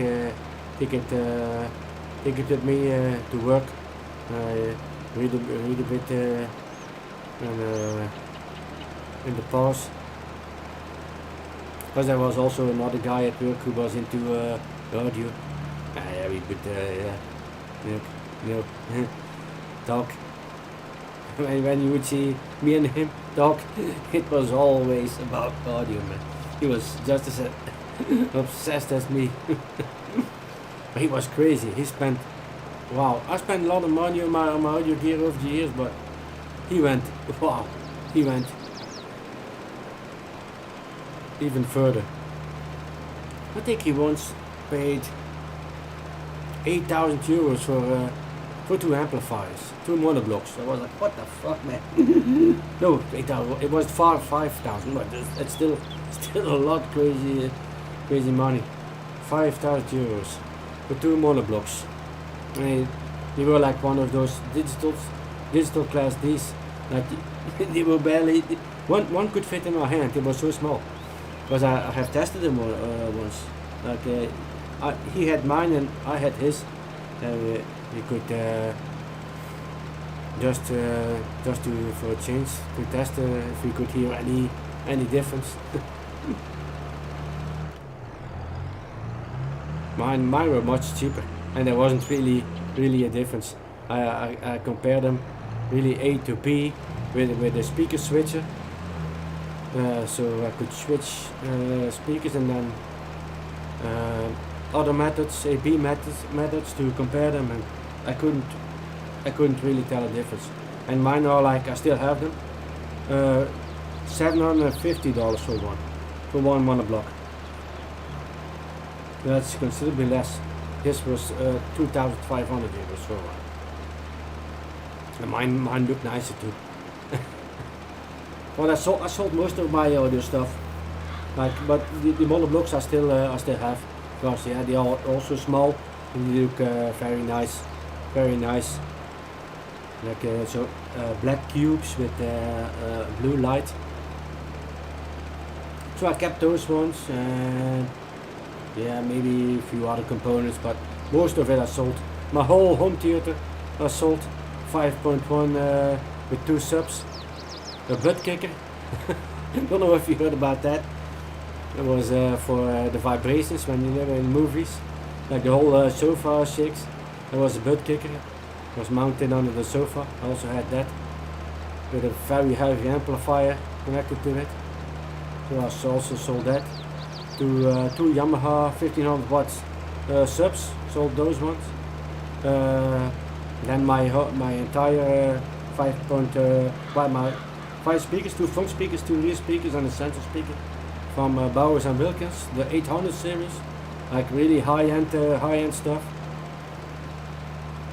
I sold those as well, and then amplifiers and receivers and all a bunch, all out the door.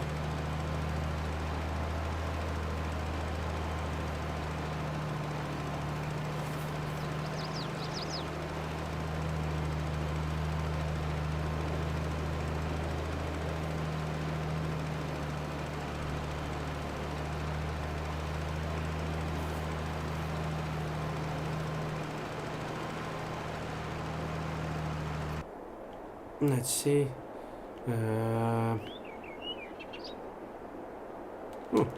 It's stopped. I think it's done. Yep, fertilized 100%. Yep. Potatoes, sugar beets. That's the sugar cane. Yes, 100%. Yes. Okay.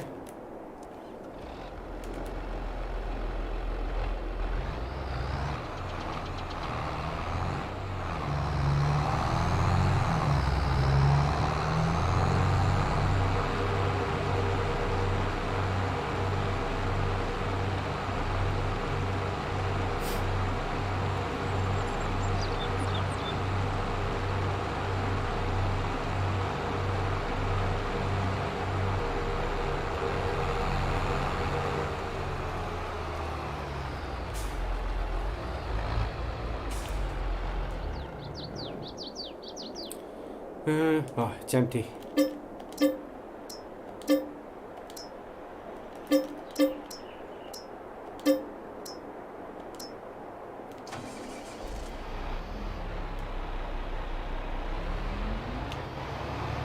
There you go. This way.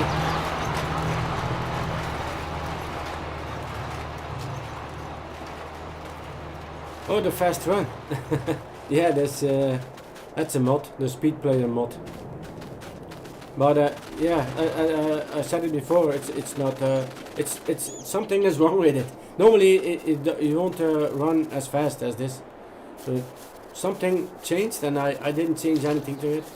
I looked into it, and I don't find the solution. I don't find the reason why it does that. See, like this is the standard speed. So it's standard walking speed. This is normal walking speed. But then when you run, it goes something like this maybe in the game. And now mine goes like this. See? So already at standard speed, it's way too fast. When it wasn't like that before. Suddenly, it started to act like that.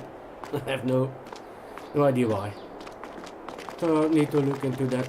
Because sometimes it's good like now, but when I want to run from to another vehicle, or like do other certain things, then it's too fast. See? It was better before. Oh yeah, need to look into that.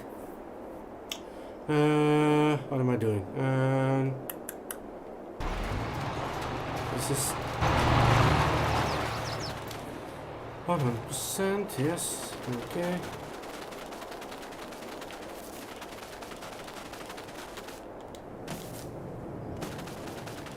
This is 50%. Okay.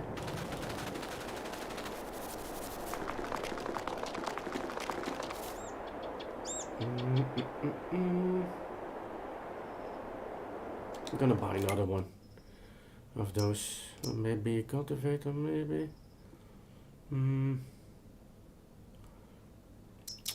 Wait, I have a modded one that I like to use. Where is it? Rustle mesh, Rustle whatever. Rustle thing. This one. I changed it to into a deep cultivator. And now it cultivates because normally like when you use this one and it leaves yeah, like the straw on the ground, and yeah, I think it's a bit silly. I want clean dirt. So I changed that. Let's see. We can use here. Oh, maybe use this one. I haven't used this one much. This one here, that's a mod. I always like this model, even though it looks a bit short. Because I've seen these in real life, and yeah, they are pretty big, pretty large tractors. This one looks, yeah, it's too short. But other than that, it's fine. It's fine. Wait. What's this? Oh, back weight. Oh, I think I'm gonna keep the pipe. Maybe hit the weight. Oh yeah, that's good. What's this? White tires, duals.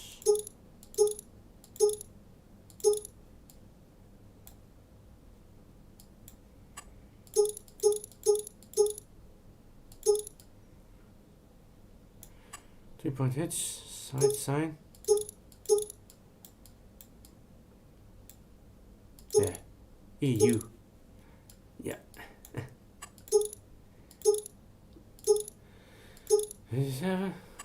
Take the most powerful one, of course.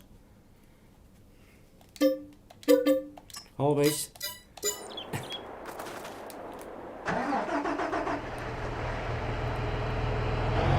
Sound is nice though.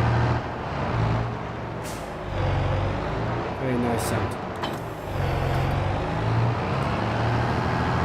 Hear that baby, man. Hear that baby. Wow. Yeah. Great sound.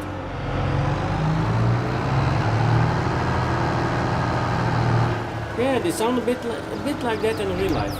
Like the deeper tone. Like, it's hard to explain, but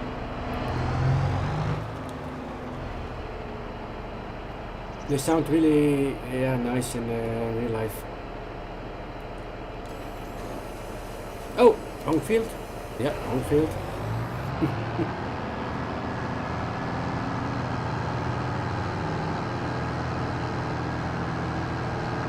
Well, like some of the model tractors barely make any sound. But this one, the one that I saw, I'm not sure if the exhaust was original or it was modified, but it had a really nice sound.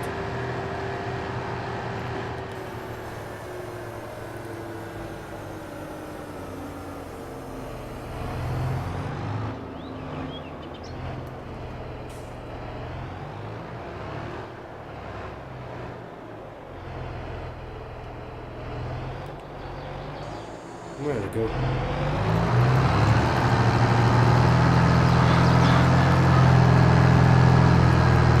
What a beast.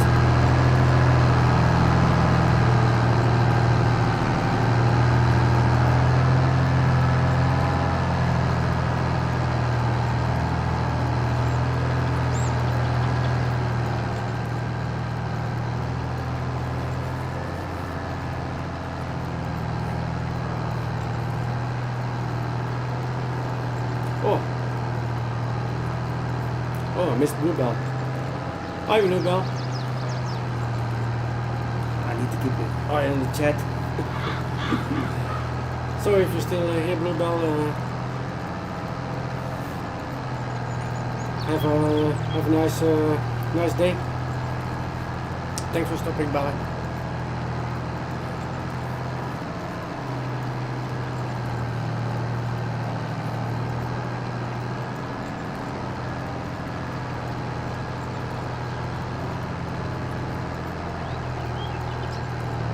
This building here is also from 19. Forgot to show you that. The building and the water tower is converted from 19.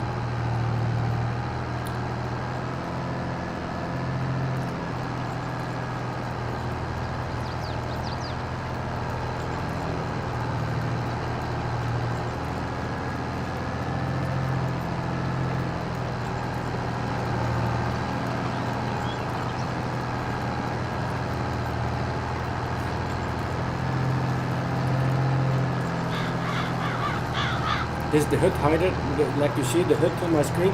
To hide this it's called HUD hider, I believe. That's one of the first mods I always install.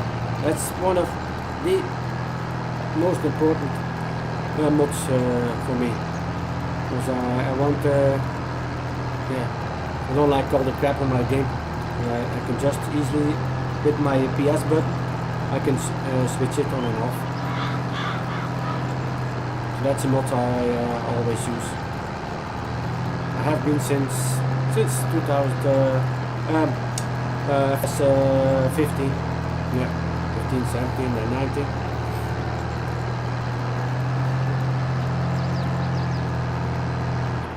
Anyway, with 15 I was already a bit too late, because I had burn-in on my screen, on my plasma a little bit.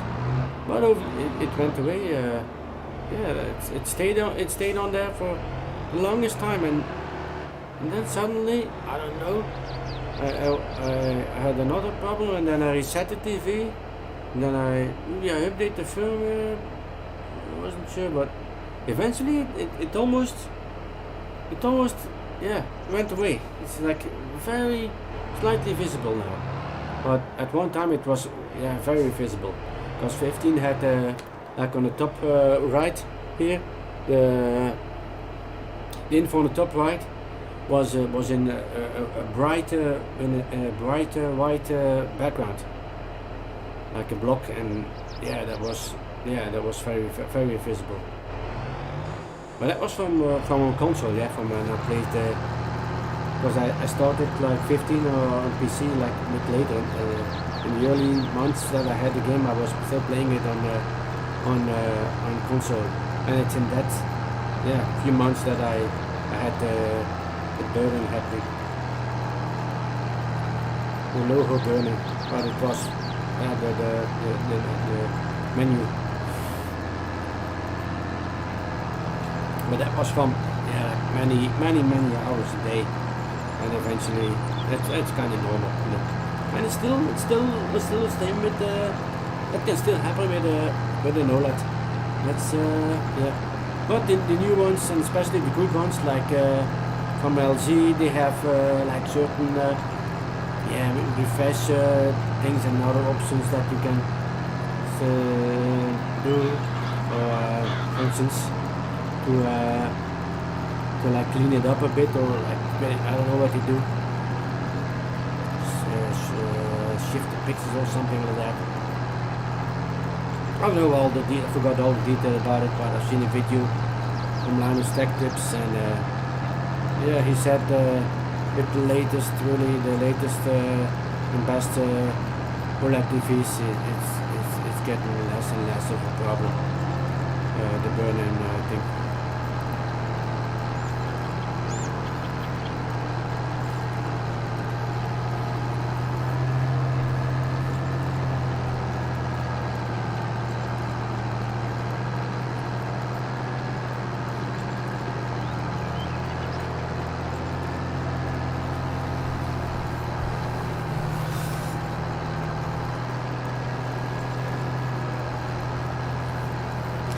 we went to have pancakes. Me and my mom, my sister, and her friend. And well, it was supposed to be just me, my mom, and my sister, but yeah. Then my sister was sure if me and my mom would go, so she all had invited her girlfriend to come over. So then we said she can come with us. So we all went together. We have pancakes. That was nice.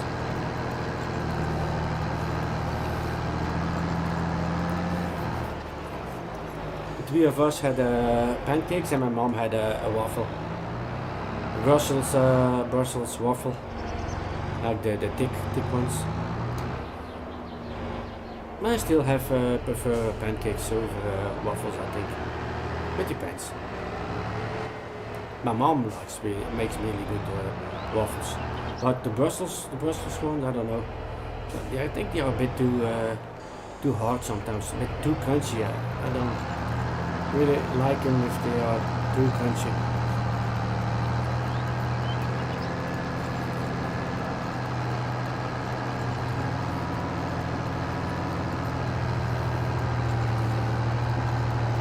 Oh, it's like a restaurant that is close to a pilgrim's place, like where people go to pray and stuff. It's called Oostakker Lourdes, and it's like France, Lourdes in France. Everyone knows Lourdes in France, but there's also Lourdes but it's not the place, like the city is called Oostakker, but it's called Oostakker Lourdes, and there's also like a cave thing, and people go there to pray. Well, not me, but my mom, And my dad will be has passed away. Like next week, it will be a year that my dad passed away. So that's the reason why my mom wanted to go and to the cave and burn a candle. Like normally we wanted to go next Sunday, but then we have to go somewhere else, so that's why we went today.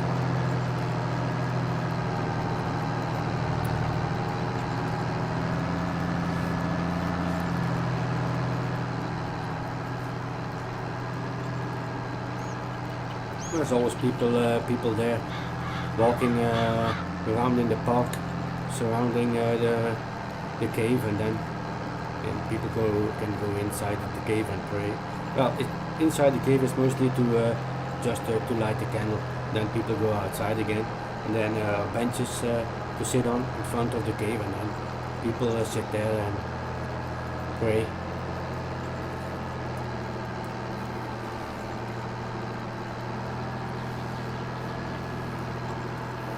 And there's a restaurant close by, and we went there for the pancakes.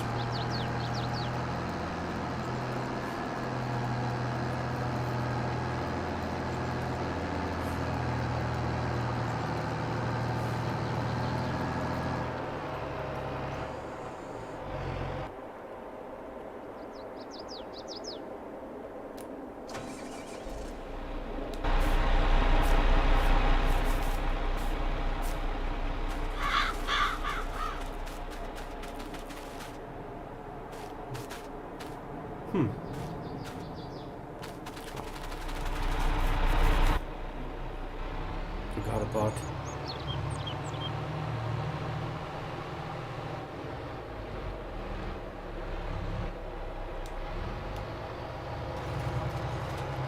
My work is screwed up.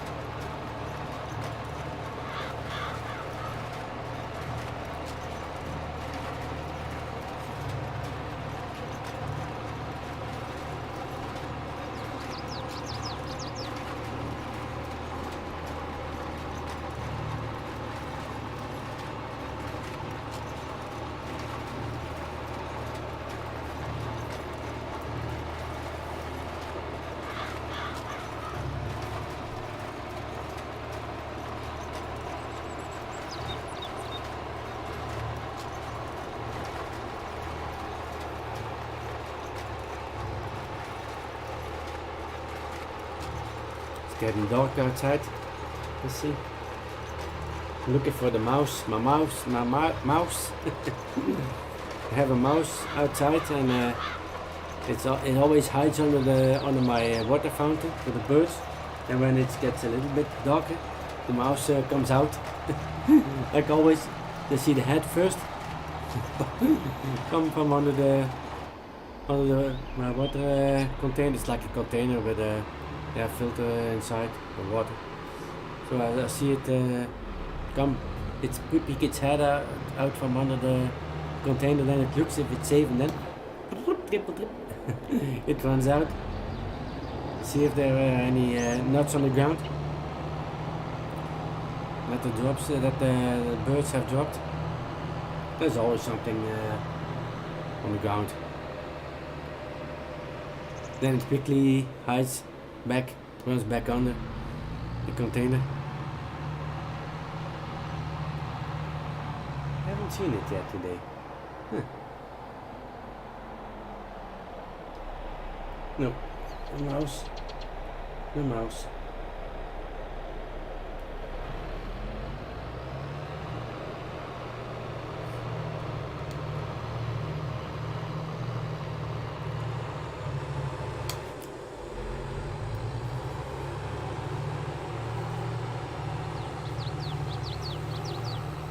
Oops.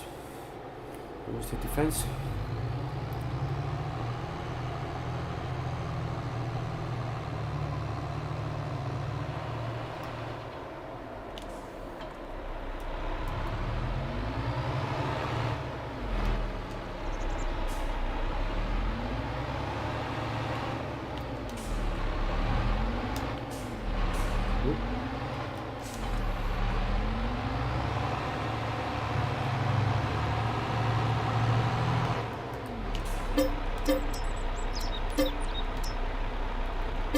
Oops.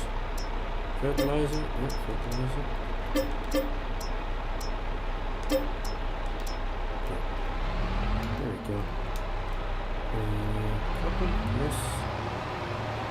Let's take what we've got.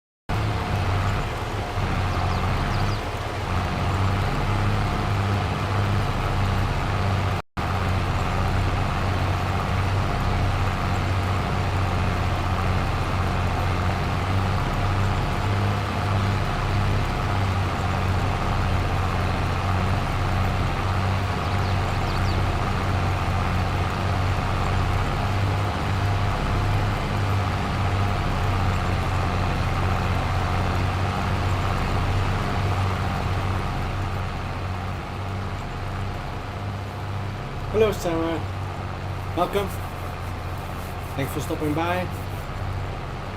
If someone would like to try the redeemables, I made two of them. I don't know if they work, and I think I've added points. Well, I added points, but I don't know if it's gonna work. But I added points, 10,000 to everyone in chat. So if you would like to try, and I can see if they work. I have two Cornholio redeemables. I hope they work. Oh, I want to see them work. I don't know if I can try them myself. I tried before and it doesn't work. But we'll see. I'm watching my stream now in a second. Wait, I'm gonna try again. If I can do it myself. Because I gave myself money, points.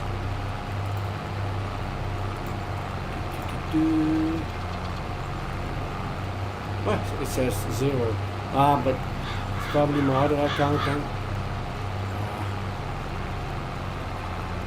I don't know.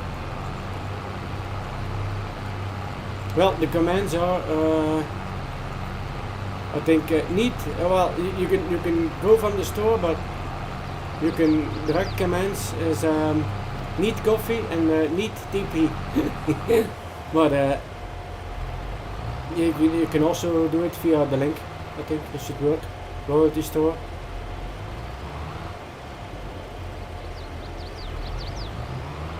I'm going to try and chat if I can do it.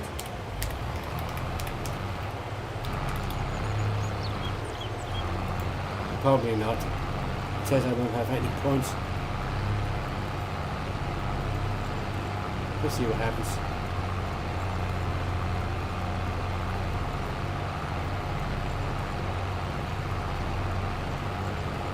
Well, they work if I test them in Streamlabs. In Streamlabs they work.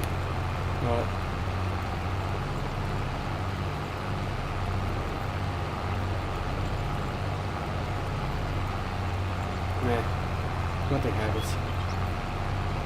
Fail. And the other one is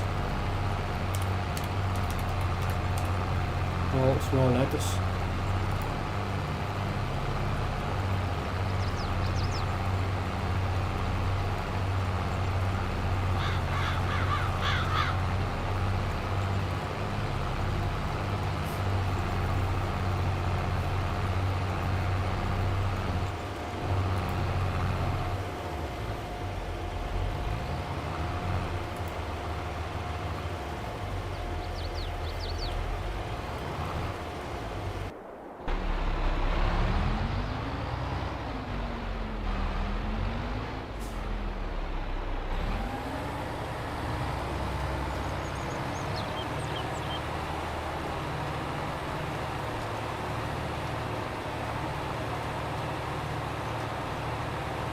I think this should work. I watched the video now to do it, but maybe I messed up. Fertilizer, seeds. Okay.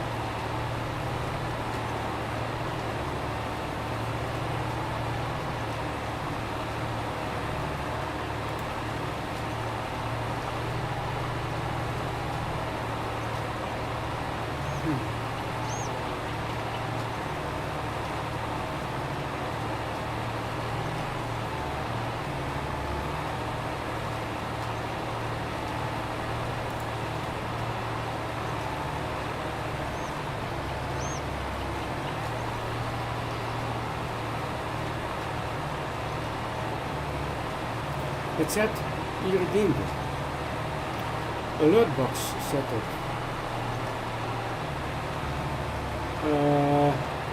I don't know.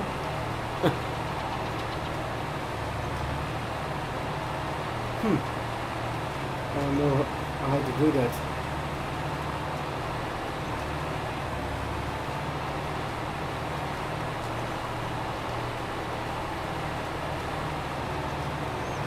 Like,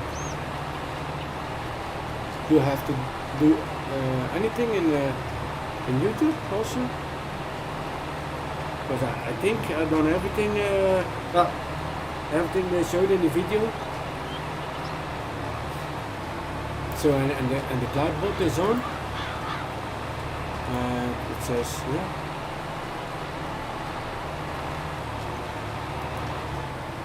What is the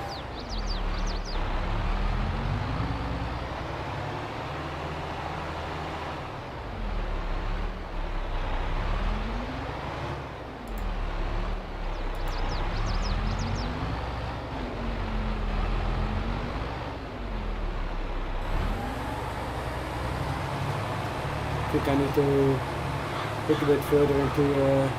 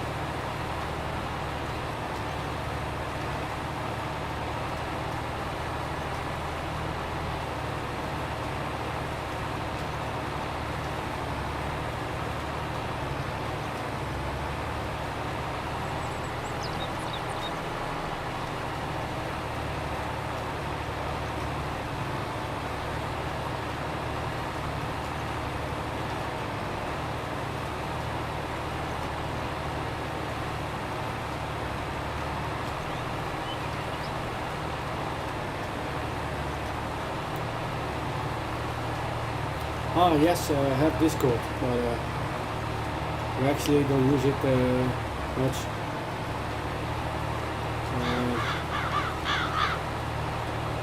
But anyway, thanks for the help, Norman. Maybe I can try that later. I see a video I'm looking on YouTube. I'll see a few videos that I can watch. Maybe we can do Discord if it's not too difficult. If it's not too much work for you.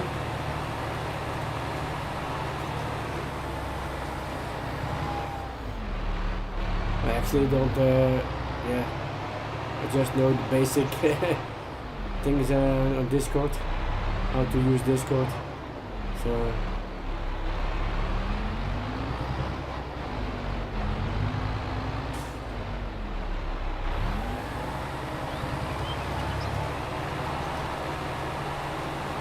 most of the time I have it off because need to keep my PC a bit have as little things running in the background as possible.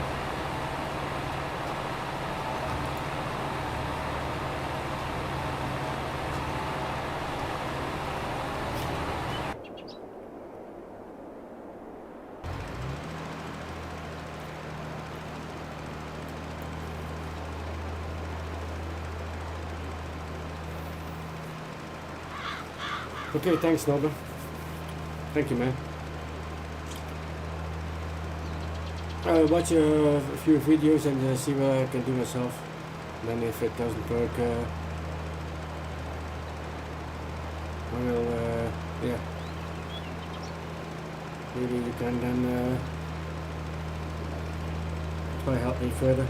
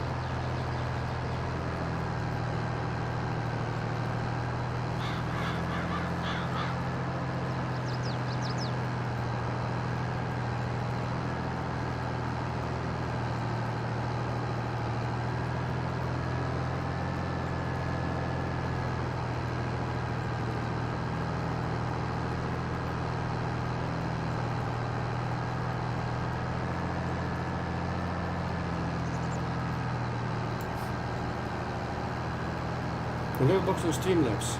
You captured it. Oh yeah. Oh, so. Oh yeah. I thought that would go just to directly to YouTube or something.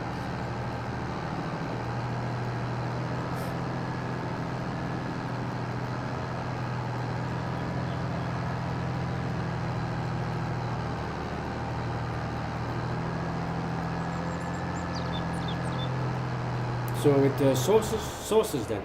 Sources.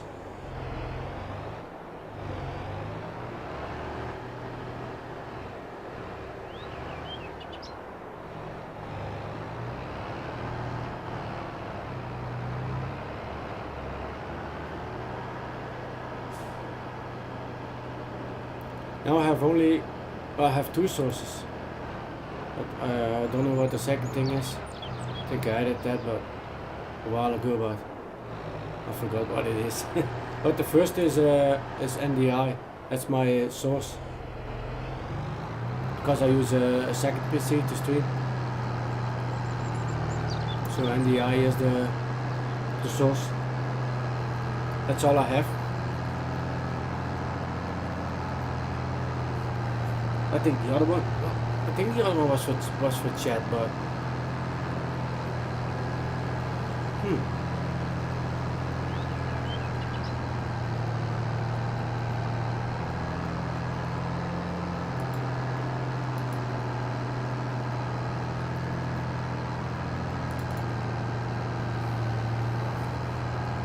oh, it could be this studio YouTube live chat. This pop up. What's this? Maybe it's this. Wait, I think I already have something here, but it's not visible. Like the eye was crossed. Switched off.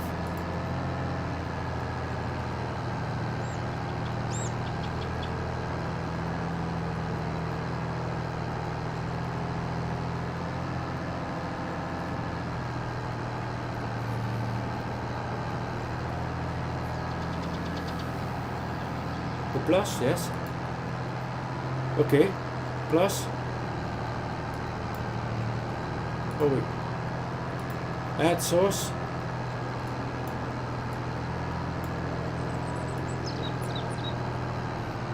Add source, alert box. Yeah, alert box, yeah, dynamic live alerts. Click that. Then add that.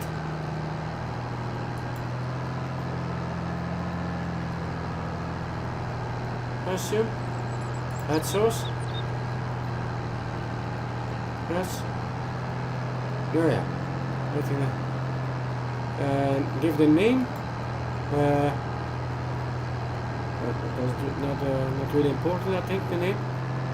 Just leave it at alert box. Name alert box.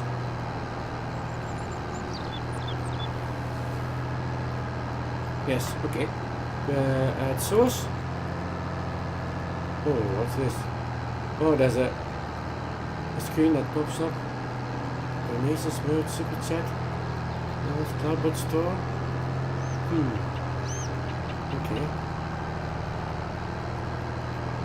Also now done. Test widget now. Done, maybe?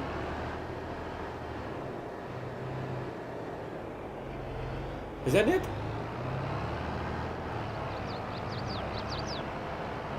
Oh, alert box. Yes, it's on the top of my thing now. Maybe now it works. Can you try again, maybe? Or do I have to add more steps?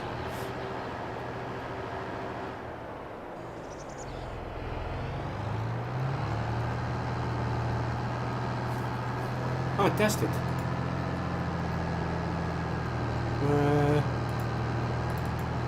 Test widget. Test widget. Oh, nothing happens.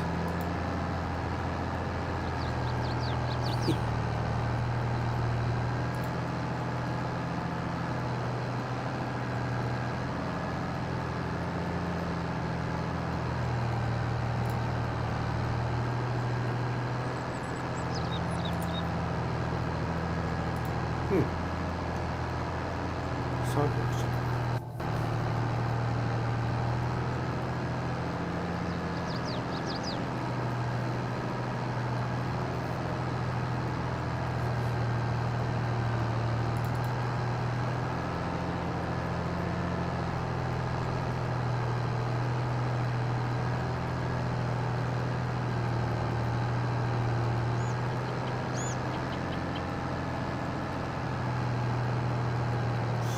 Check.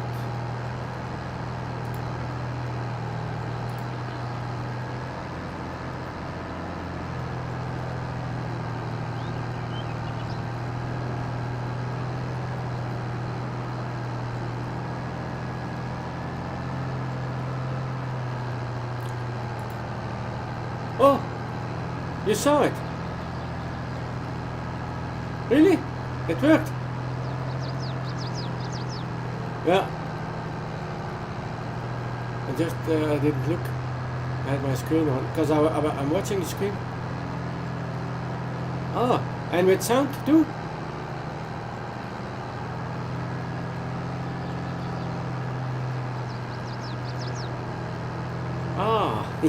Nice.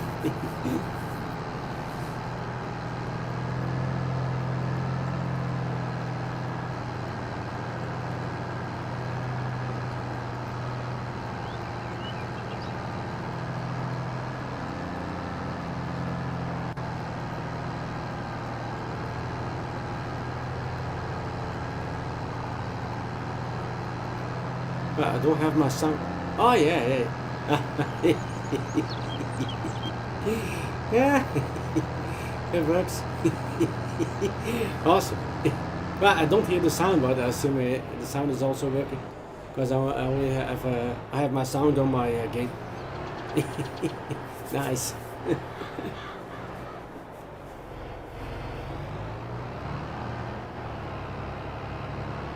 And the other one is like need TP. Someone in the lobby has TP or something. It says that's also a good one. In this what? Wait, in this lobby, it says I forgot. No, no sound. Ah, really? No sound? That's weird. You have to do something extra to get the sound, or because in the Streamlabs it should be fine. It's a GIF, and then under the GIF it said add sound, and I've done that. A separate MP3 file with the sound, and it was in sync and everything. I need the sound, man. It's nothing without the sound.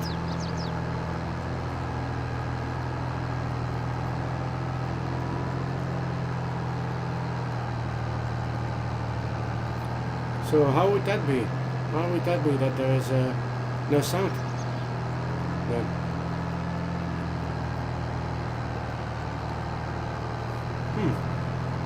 Maybe it's...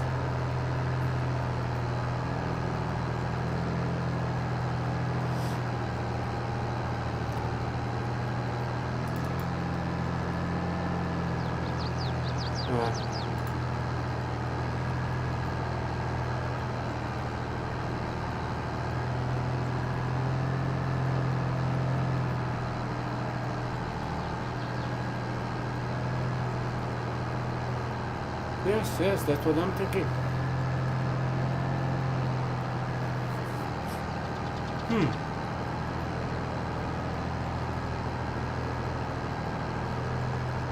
That's interesting.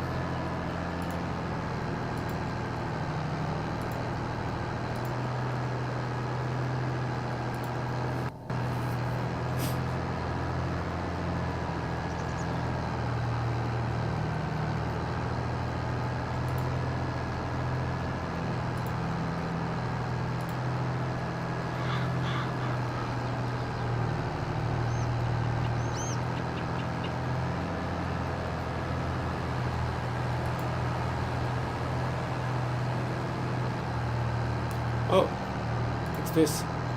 Oh no. Oh no.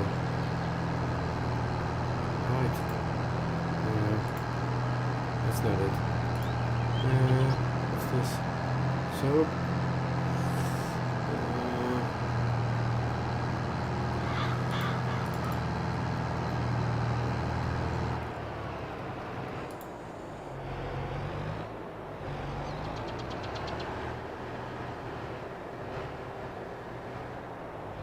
If I have the files.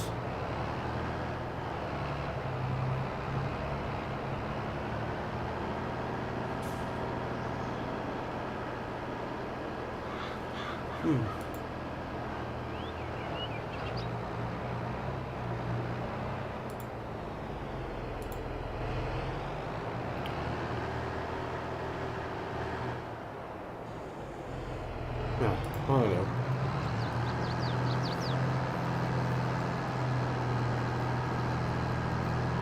And not sound in general. Not fiddly. And not sound.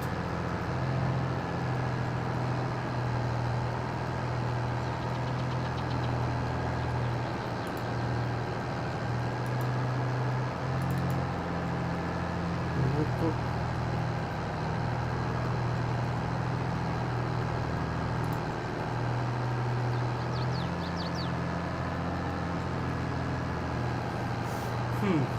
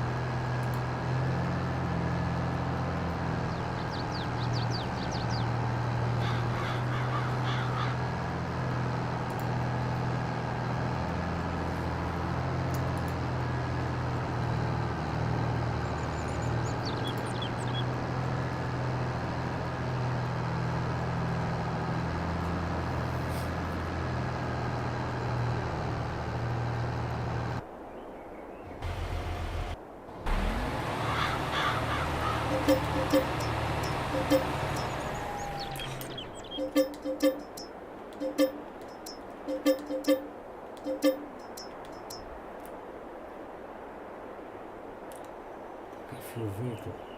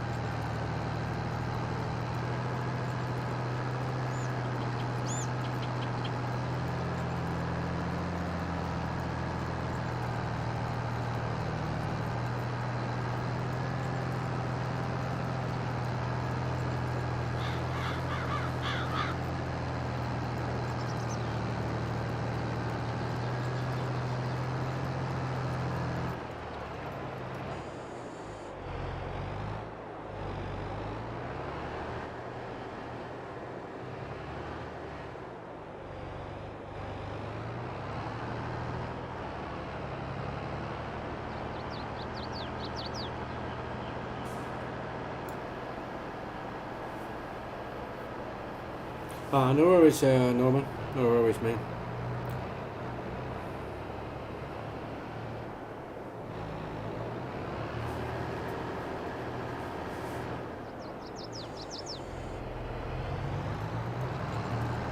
How to stop?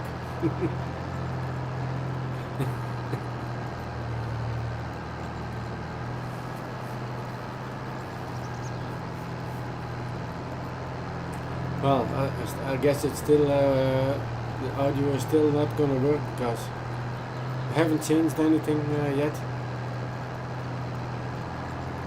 Not exactly sure what to do.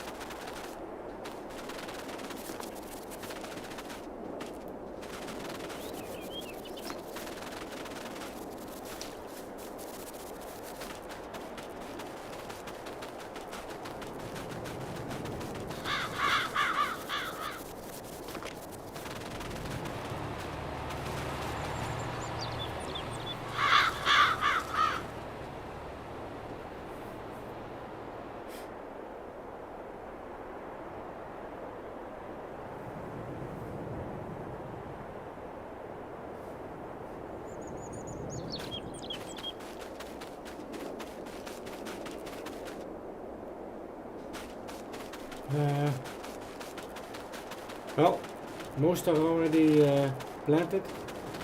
Still this one have to do. I think I'm also gonna do cotton because you need a lot of cotton. Yeah, probably not a cotton field. I don't know.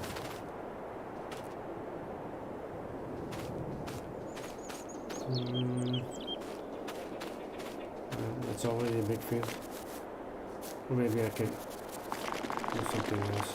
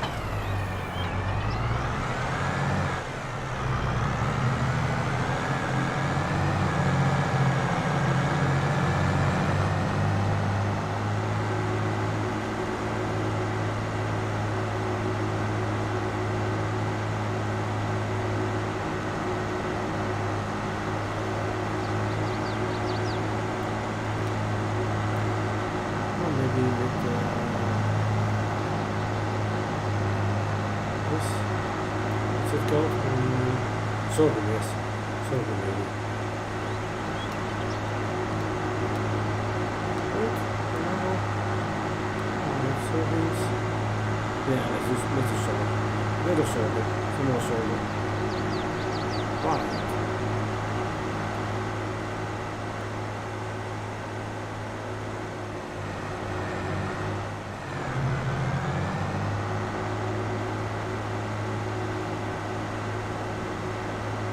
Yeah, it's a nice, it's a beast, man.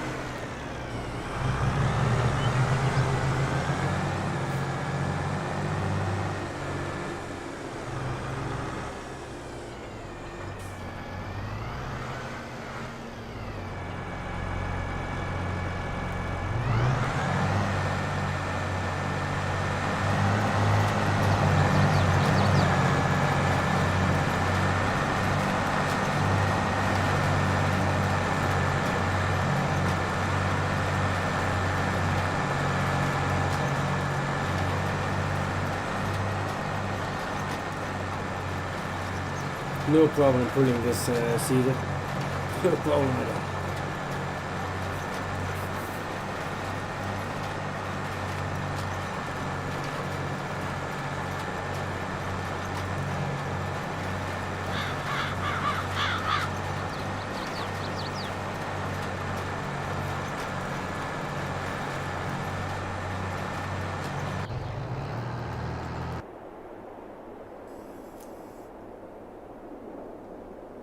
It's out of fuel.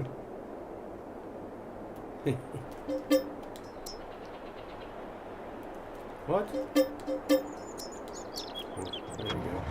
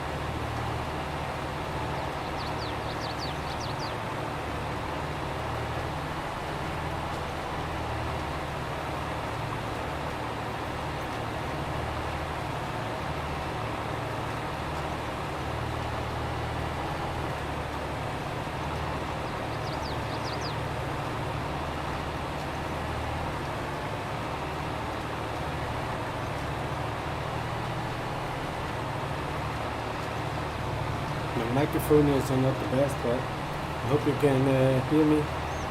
Hear what I'm saying. Well enough. I'm using the mic of my Microsoft Studio Livecam Studio, whatever, webcam. So I'm just using the mic like that. For now.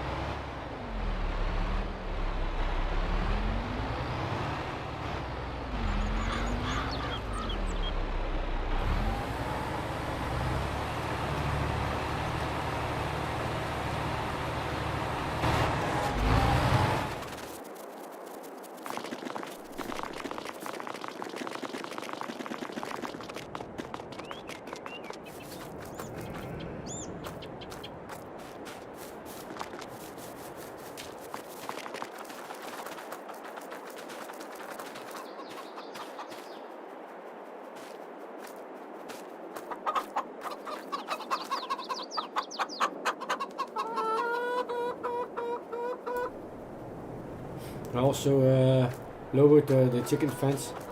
It's also a thing I changed. And increased yeah, the area, the home area. The navigation mesh.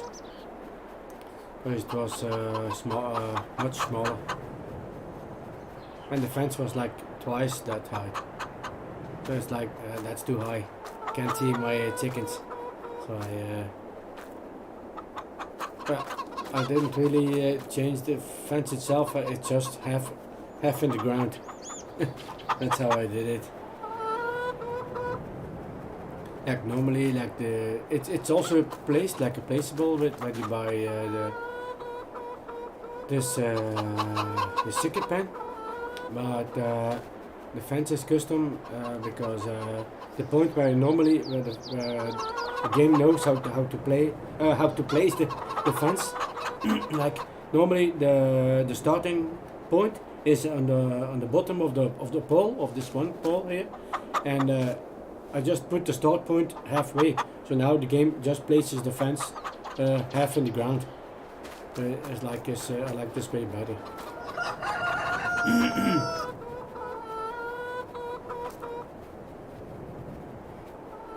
Yeah, track the sound. It's man toys. That's right, man. Big boys toys. I always liked tractors. From when I was a little kid.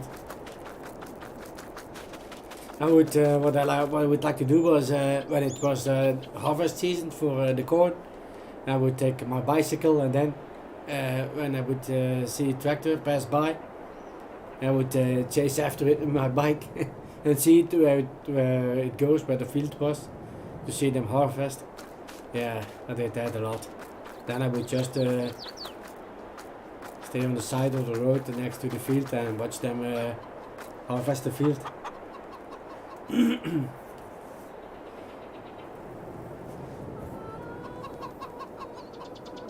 Back in the day, those tractors, those old Deutsch tractors, I think they could go like 30, 35 or something. But yeah, I was a good cyclist when I was a kid. I was pretty fast, so I could keep up with them. And the old Deutsches was no problem. Well, some went faster, some went 40 or something. That was a bit fast for me. My little bicycle.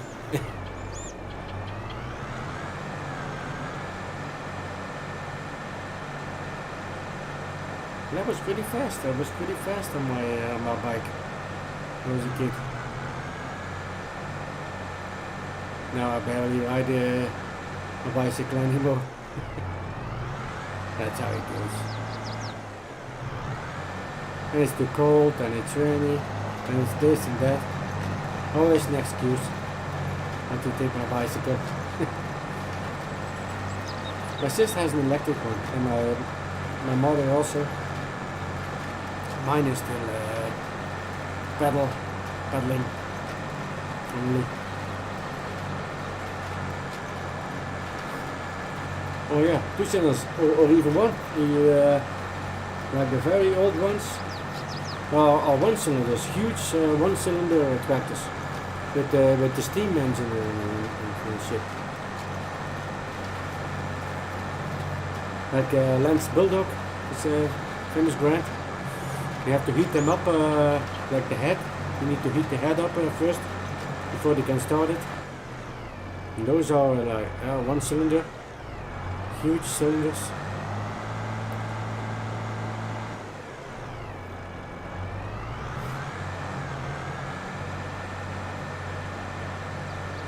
The sound is like, it's fun to hear. Is there one in game? I believe there is. Wait. This one? Is this one? No. That's not one. Maybe it was 19. I had one in 19. Yeah. No, it's not gonna be here.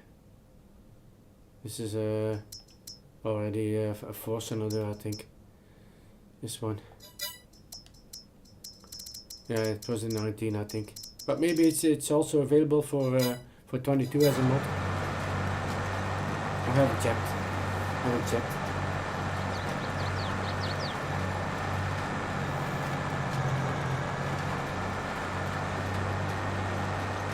Oh, that would be nice. I'm always interested in tractor stuff.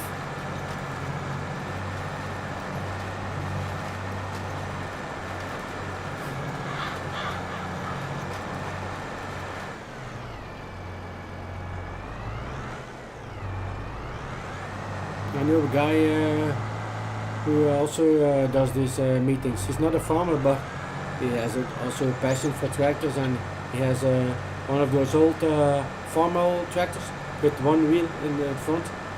He has one like that, and he goes to meetings, and then we go for a ride, you know.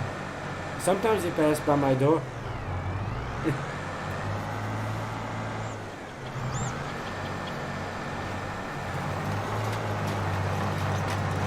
The last time, like last year somewhere, I think maybe it was longer, it was before COVID, and the last time it was raining, so it was only like 3 tractors. I was like, that's it.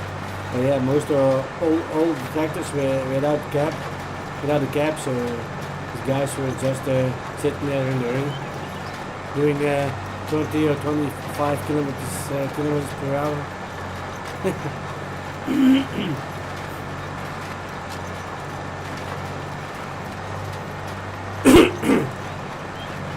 What, like the Lance Bulldog tractors? You mean? Aschaffenburg. Okay. Oh, interesting.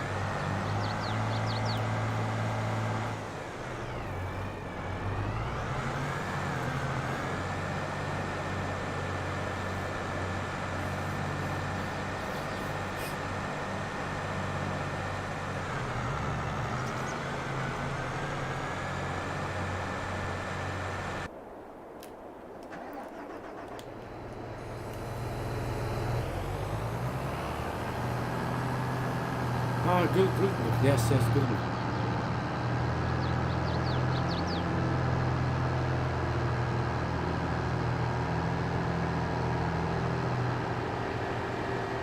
Yeah. I think in game it's spelled like UE. I think. Well, no, I don't think there's one here. But I confuse them with the older versions of this game. But there definitely one in 15. Because that was that was a pack, the classic pack, but it was a standard pack from Giants itself, I believe, the classic pack. But later it was converted to for 17 and also 19 and maybe now 22 as well. Not sure, but there was definitely a Guldner in that pack, with because it had. I clearly remember it had like a front shovel, a front loader, and the shovel was like a manual, so you had to pull a handle, and then the bucket would just tip. That was all it could do. No hydraulics, except on the arm, just to lift the arm.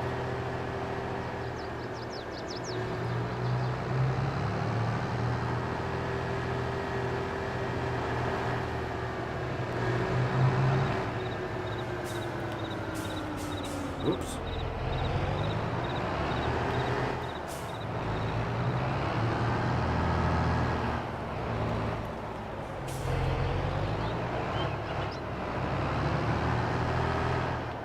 Ah, it's too high. Damn it. Oh wait, I can fix that.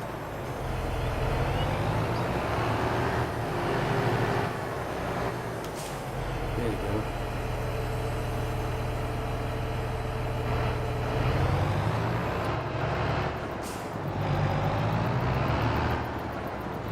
Hits him.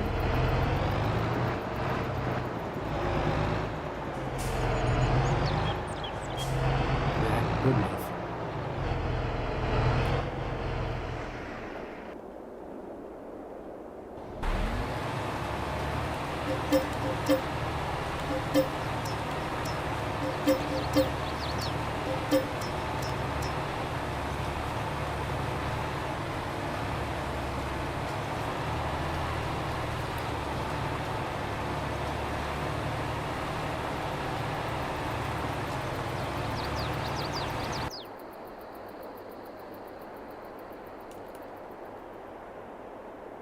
Refuel vehicle.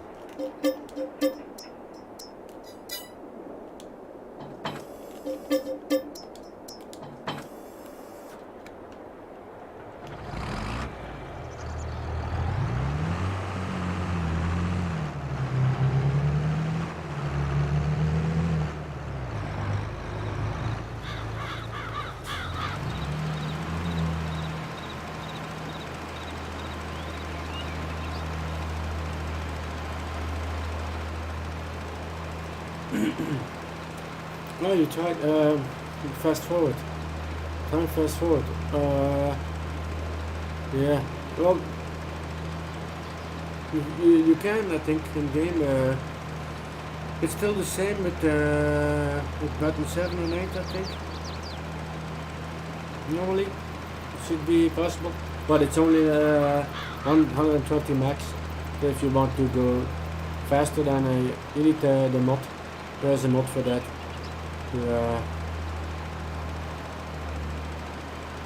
I also have it in 22. So I'm going to use it in a bit, and the fields are seeded. Don't think I'm going to do these two ones here. Maybe just some manure, and not going to seed them. This one is already finished. Yes. Yeah. So when the other field is finished, I'm going to fast forward the time. There, but I don't think there is a fast growth, because there was also a mod in 19 and in previous versions there was fast growth, so you could advance the growth and not the time. The time stays the same, and just the crops would start to grow fast. But maybe now with I think with the season and stuff, that doesn't work anymore. But I have modified the files a bit, so my crops should grow faster than normal when I fast forward time. It should go double as fast if all works well.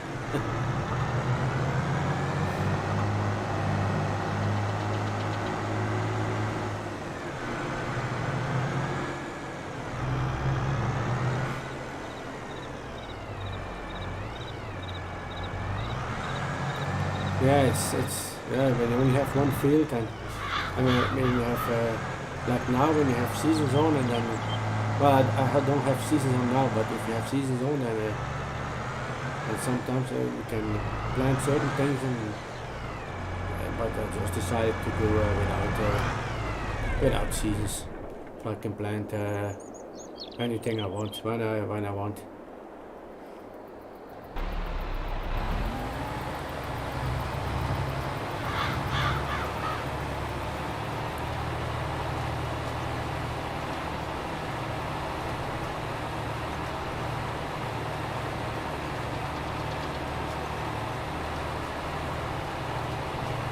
But there are money cheats to, like for the fields, money cheats so you can give yourself money and then buy all the fields. But with the command it's even easier with the command console. It's farmland buy all. That's the command. If you put that on, if you put that in, it's GS farmland buy all. And then all farmland is purchased at once. And that's a cheat you can put in. Because with money you still have to go and go on the map and buy all the fields, and with the command it's easier and faster.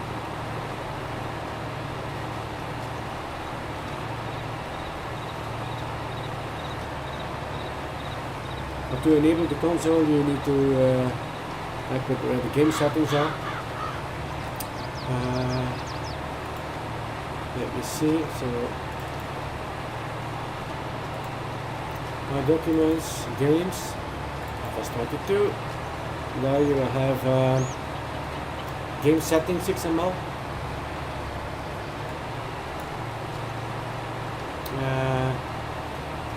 No, it's not that one. It's the game, just called game. Game? Yes, it's here. Development controls.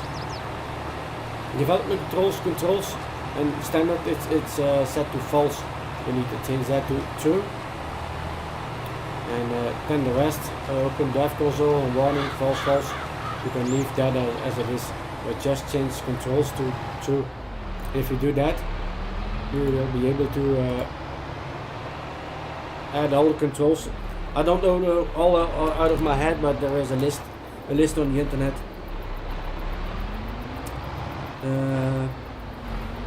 With all the commands.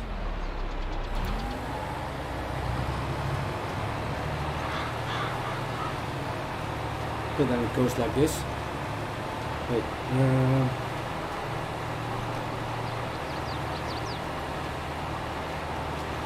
or not? Oh, it's my mouse.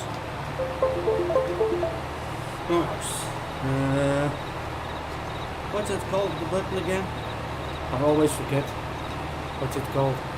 It's there's like a 3 and a 2 next to the 1 button, under the escape button on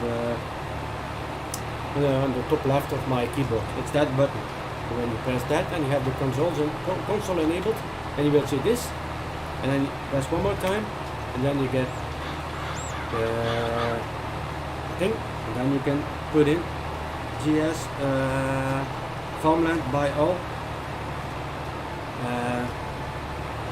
GS farmland by all, I believe it goes like this, with capital B and A, and then you hit enter. I'm not gonna do it because I already have all the feeds, but when you do this and then hit enter, all fields are purchased. Yeah, very cool.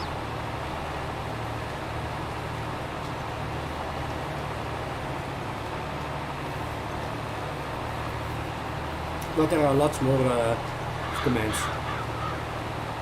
But I don't know if I don't know them on the top of my head.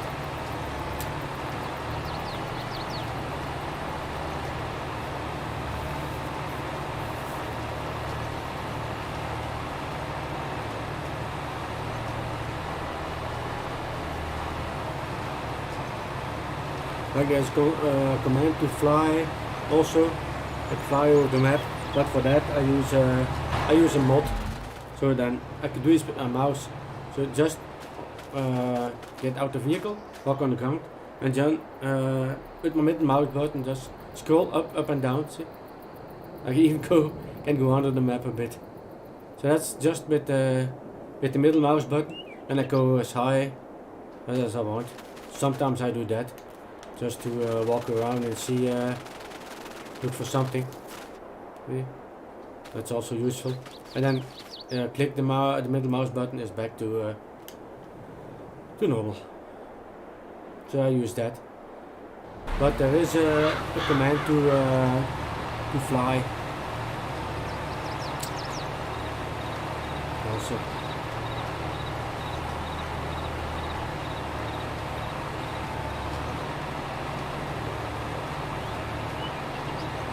Almost finished.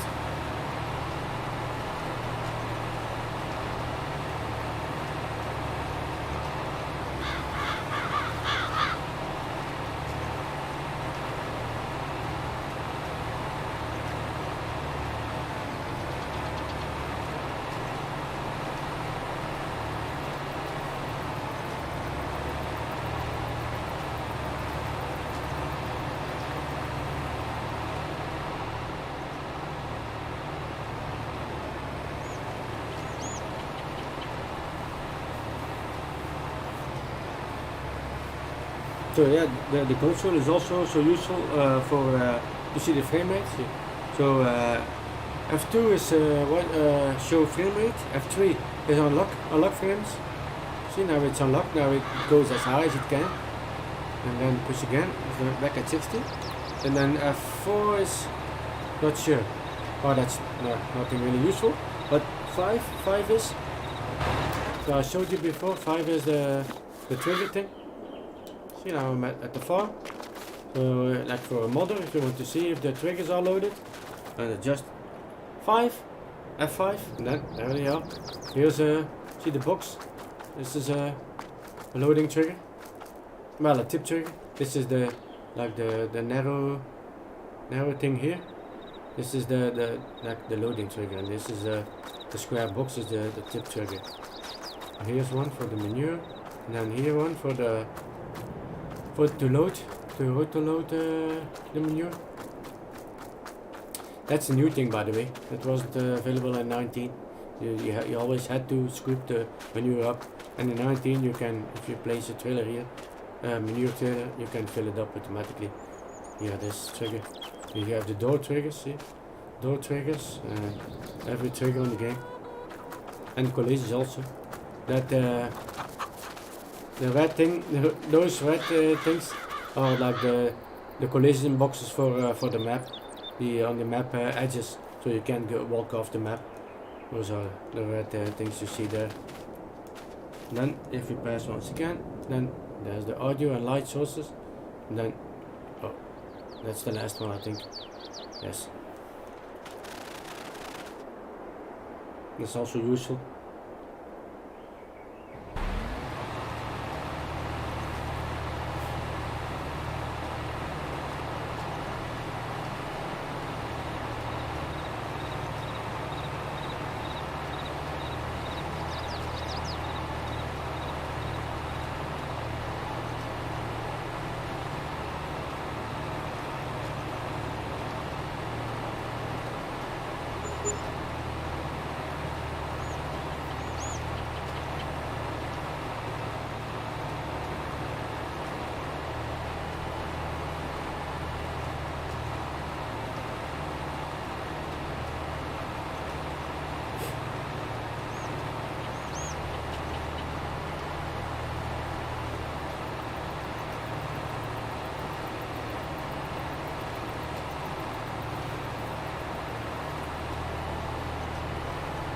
This version is a Giants version, by the way, not the Steam version.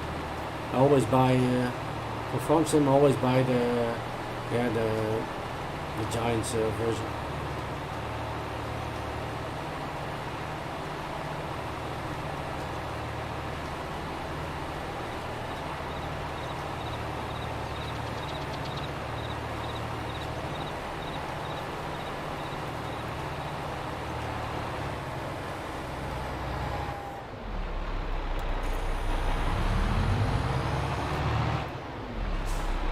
It's easier to mod with such, because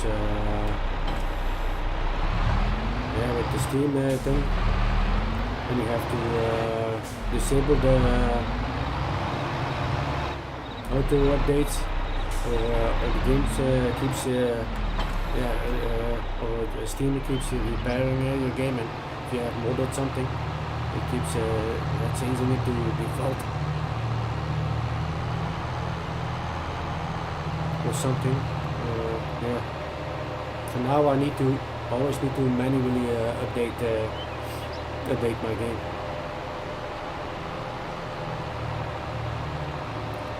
I still run the previous version, by the way. I have to update to the latest version, because it's gonna take some work. First, I need to take everything out that I modded and changed. That's a lot. And then update my game, and then put everything back.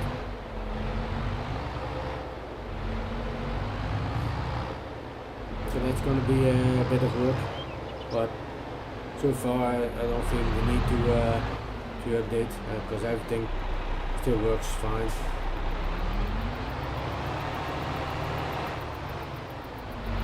I think it needs to be updated for people who want to use the newest DLC. The small tractors. I don't know if you have seen it. But I'm not really interested in that DLC. So normally I always buy the DLCs, every DLC that comes out for this game.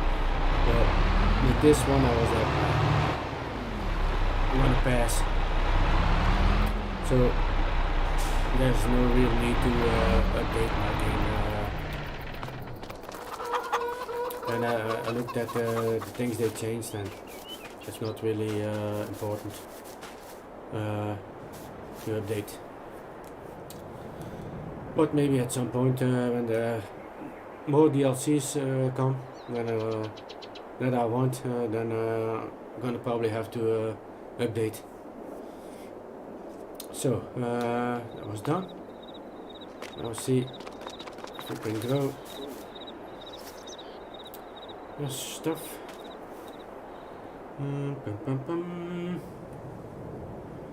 Yes.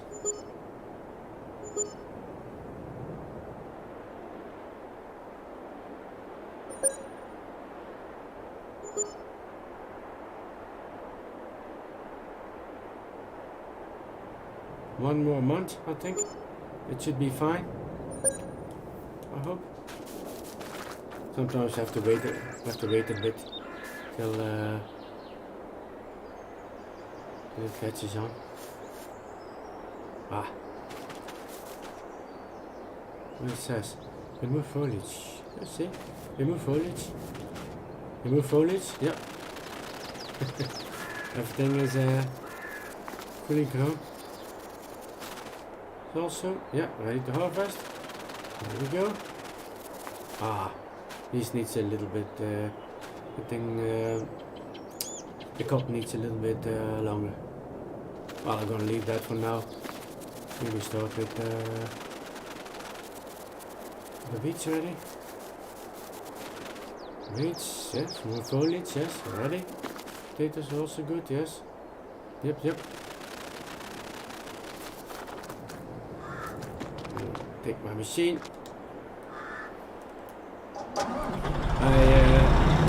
Normally this machine can only do beets, but I modified it to it can do potato. What's that? Oh. Ah, shoot. So it can do potatoes as well.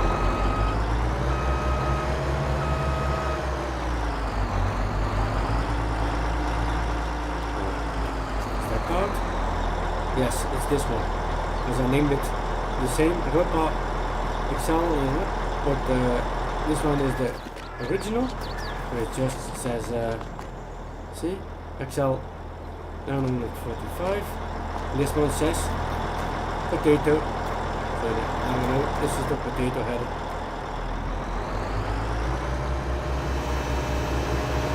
Another thing I did was I disabled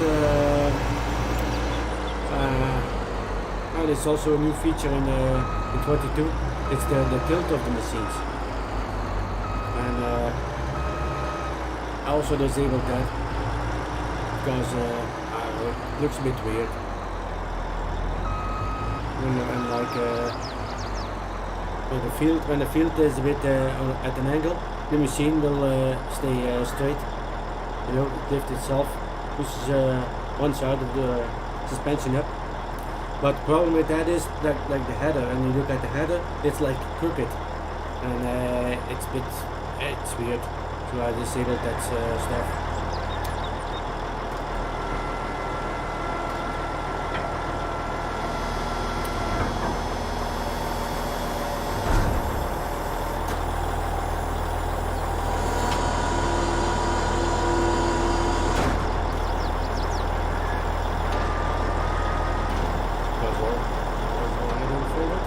Okay, there we go.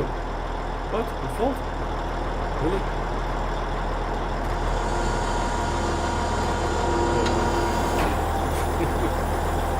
Okay. I just folded it back. Okay then.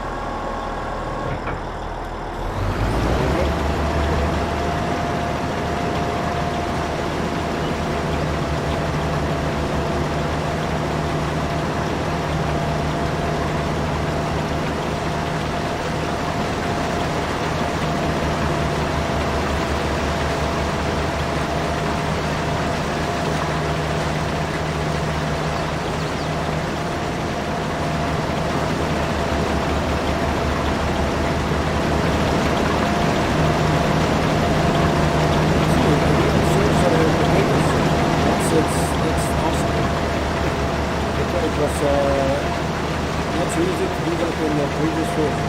But you have to update the taxes or it's still easy to make it more faster potatoes, but the taxes will be still be bits. Now in 2022, that's done automatically. But it grows according to the third type what taxes do, I guess. Because I didn't change anything, I just added to the same header, the copy of it, and get the potato, and then the food types, I changed the soup to potato, and I believe that's all I did. And the text now automatically changed to potato. So that's great. That is super great.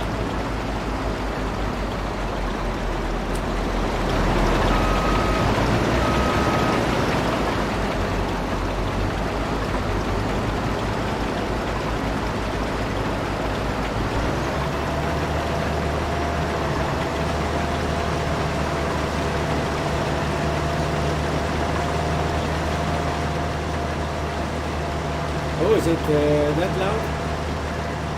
Oh, but it also, I don't know, put my mic a bit, put the camera a bit further. Maybe now it's better. It's also feedback from my speakers, I think, because I still have my sound on my speakers. I have it very low, but it's still coming through the mic, I think. Should be better now.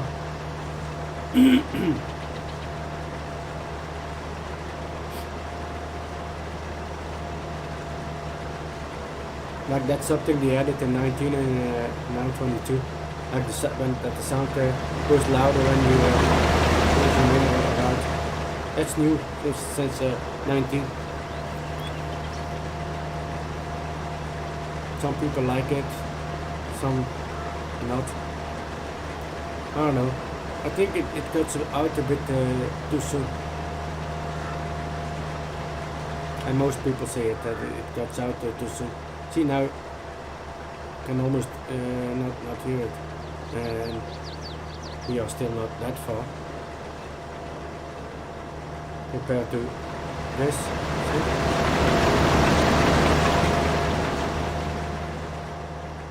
They should change it so the sound goes a little bit further.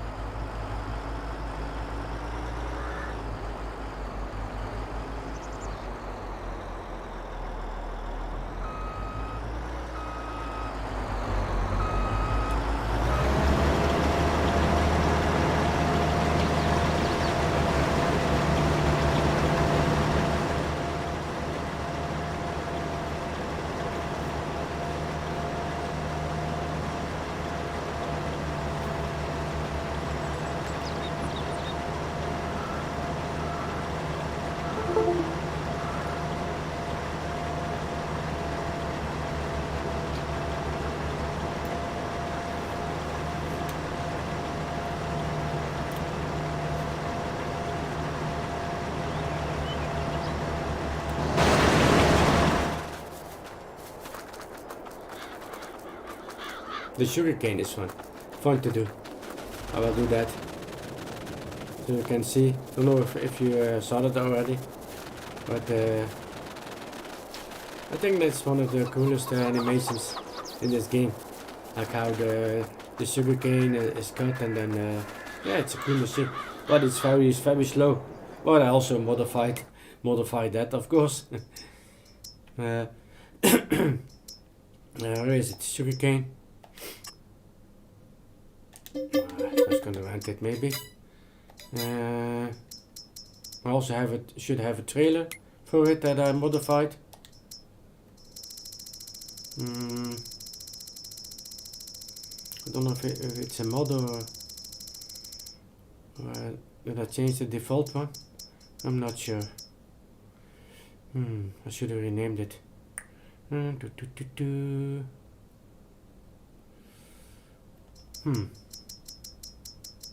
I think I changed the default one. Yeah, I think I did. It's just if it's just small edits, then I can easily revert back to original, then I tend to change the original ones.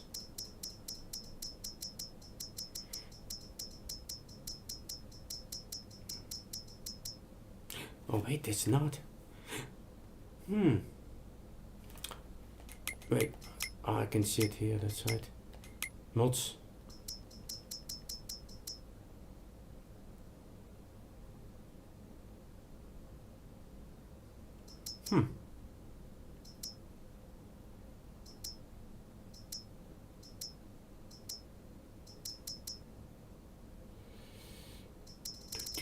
Don't see it. Ah. And it must be this one, I think.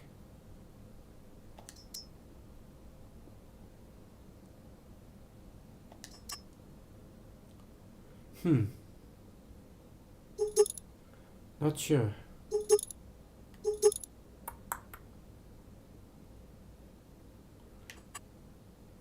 No.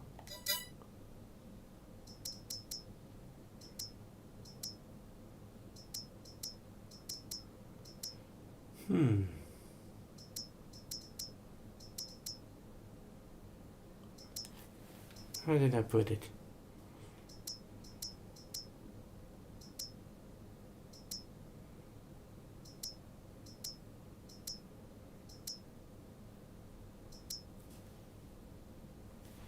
Hey Vincy, welcome. Thanks for stopping by.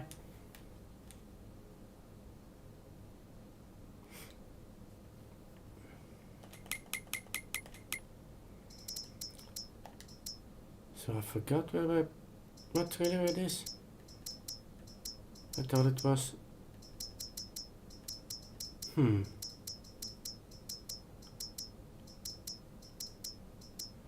Well, I know which one it is, but I'm not sure of the name.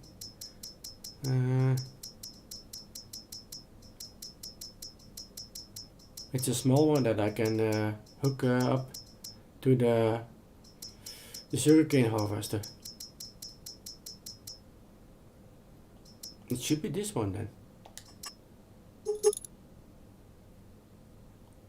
I think I left everything as standard. I just increased the capacity, but here it still says 8,000. But it should be 300,000. Yeah, it's probably this one. We'll see.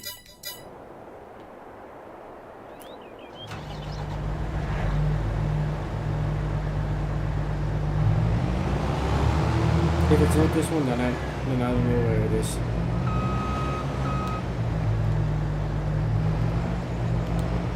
Nope, it's not this one. What? Oh, but this one can't even. That's interesting. Where is my trailer? That's interesting.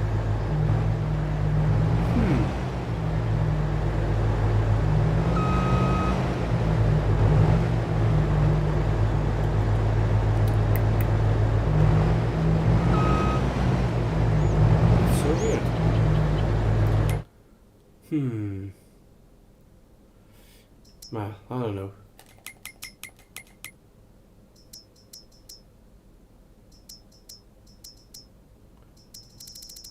It was definitely this one. Well, this model, but it can't be this one. This one, autoload, no.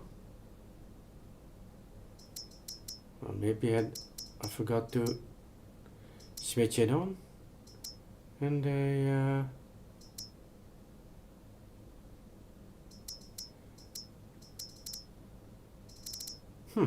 that's weird.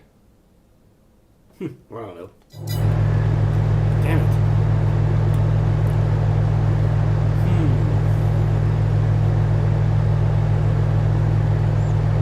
Interesting.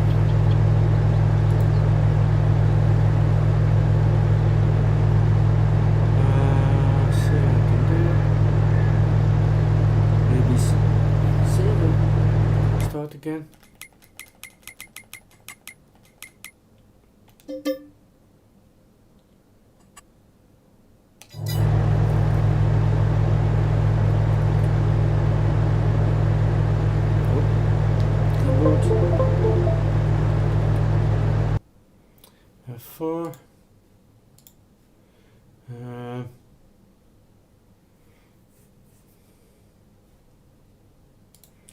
Let's start again.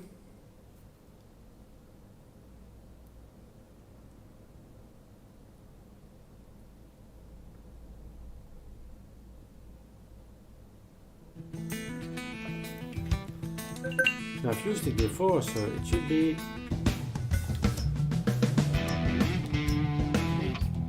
all the mods are on.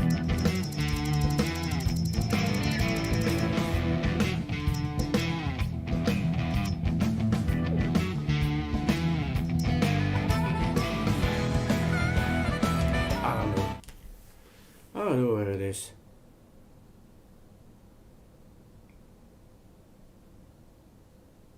That's weird. I used it last time when I played on this map. Wow.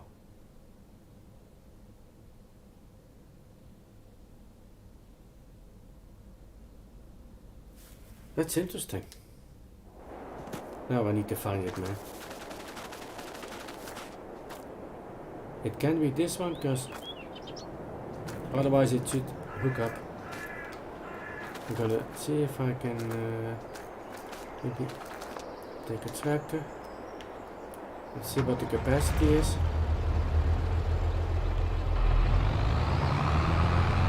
If I change that.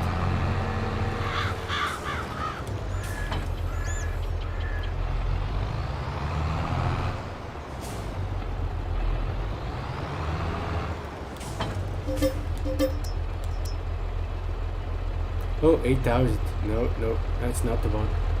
8,000. No. It should be 300,000. That's so weird. Did I put it in another category? No. I don't think so. Why would I do that?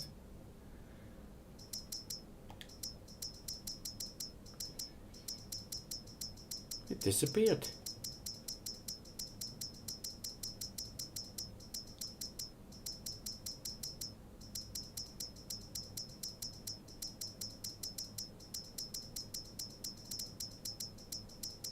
God damn it. See, I bought this one. It can't be this one. Impossible. No. And not this one either. Because I know it's single axle.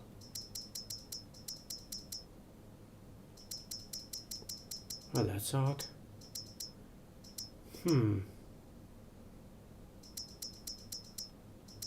Well,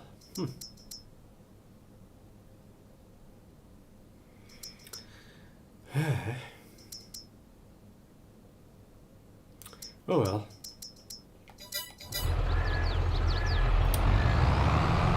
What now? What now?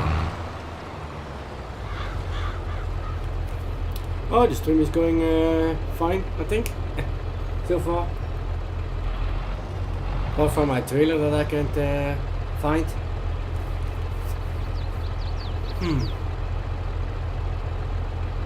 How is that possible?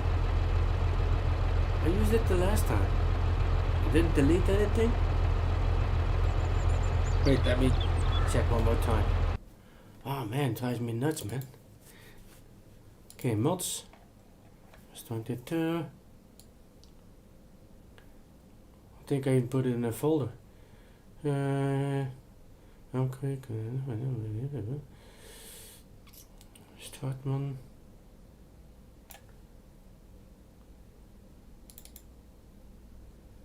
Startman.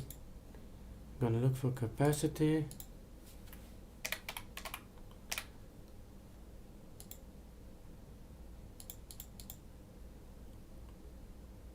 Why is it?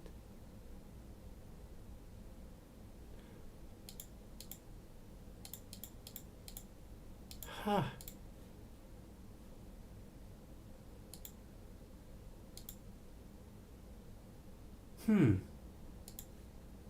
No idea. I only see one. Oh, here's another one. What? Two mods with the same name. How does that work? Oh, sorry. Oh, it's the SZK and this is the SEK. Oh yes, it should be this one. think.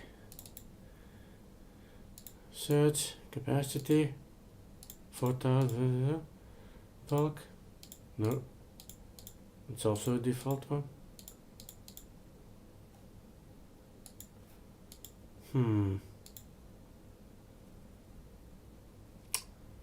Oh well.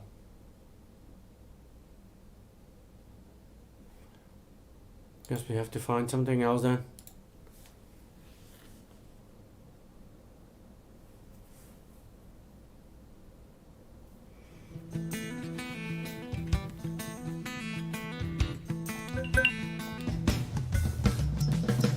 I can't find it.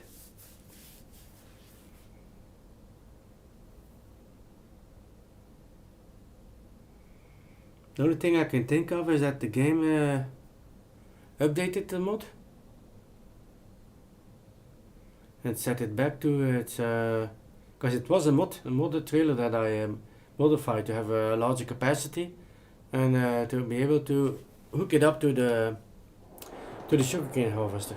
And now I can still do it, but it's not that much work. But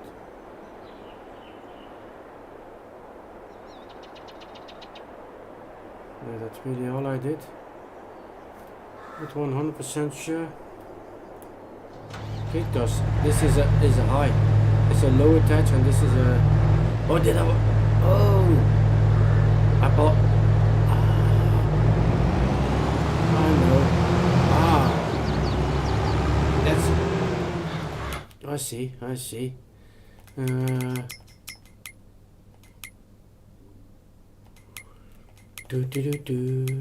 Vehicles. Oh, at least, yes.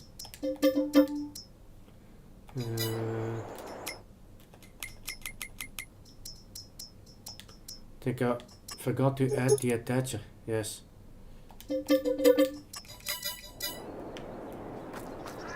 Now the capacity will still be 8,000, but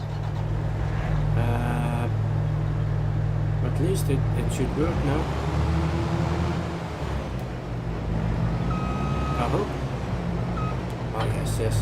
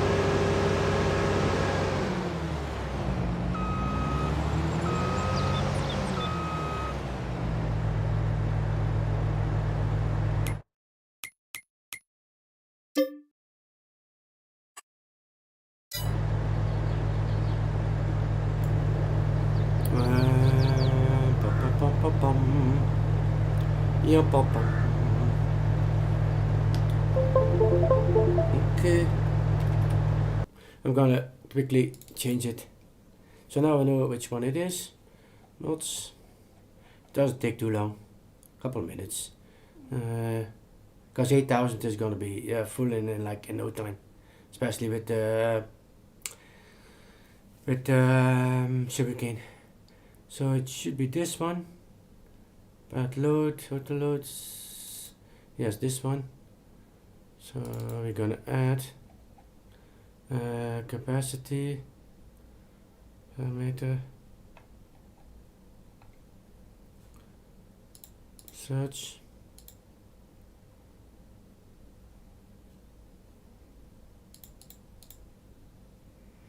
bulk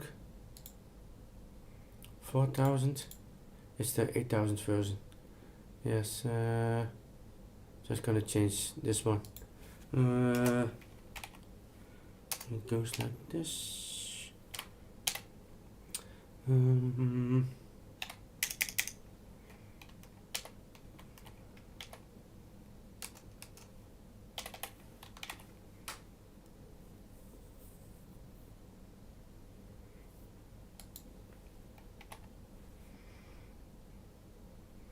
So there, 8000. Gonna change that to 300,000, and then update mass is false. Update mass is false. This should work. Save. Save, yes. Okay, let's try. See what that gives. Do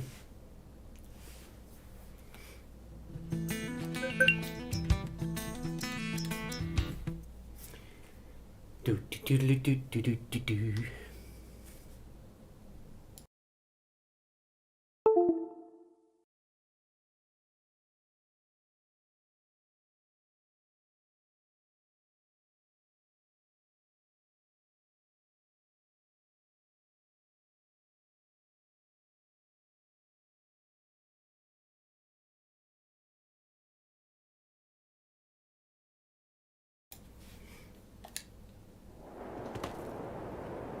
You're back.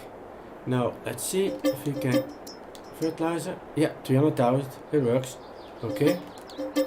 None? Okay, there we go. That worked.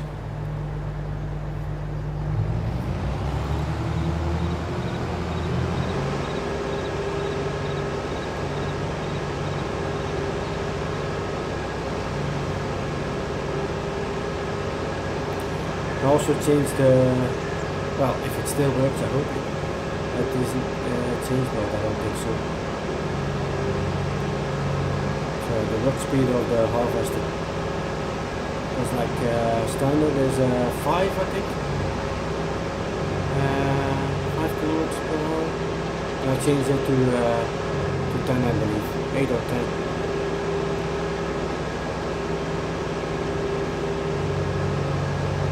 That is still the same.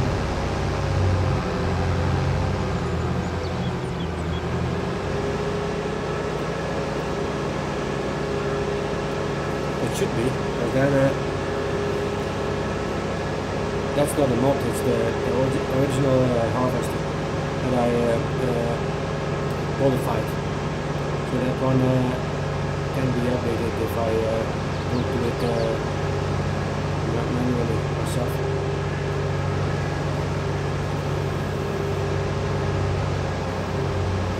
But normally the mods are also not bad, unless you do it yourself, but it's possible that I clicked on my mod on my trainer and I clicked update. That is possible that I did that. So that's the reason why it was changed. Okay. See, it's working. There we go.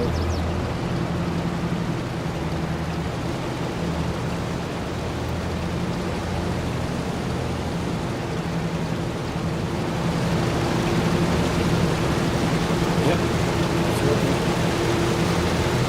I see it's 10, yeah, so it's okay. Because normally it only goes 5. So that's let me show it. What 5 is, like this is 5. This is like ridiculously slow. So I changed it to 10. It's not too silly fast, I think. It's reasonable.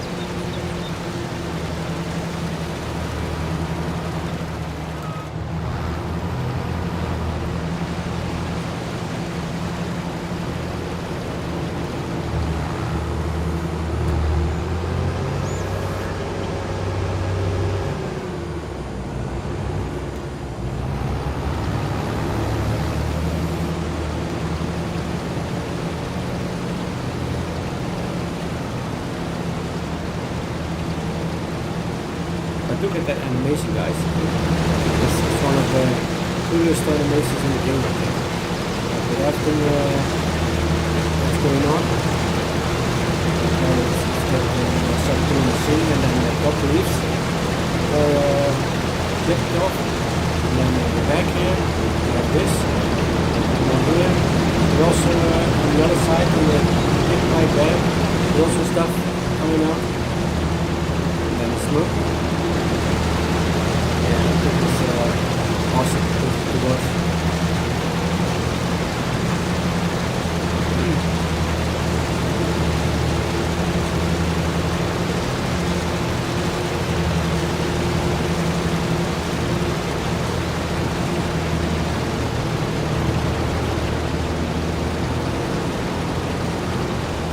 The work is already stopping. It's a bit of a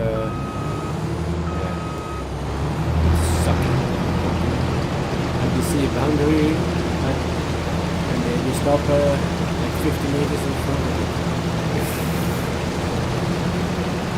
so stupid.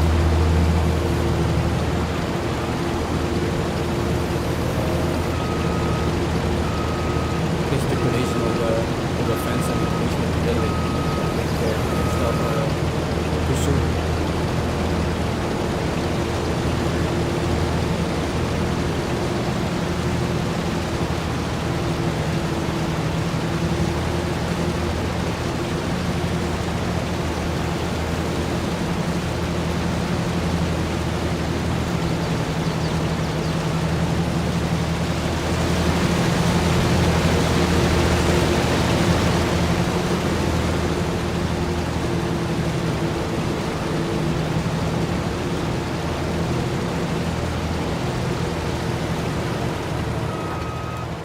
Sitting here. Stop again.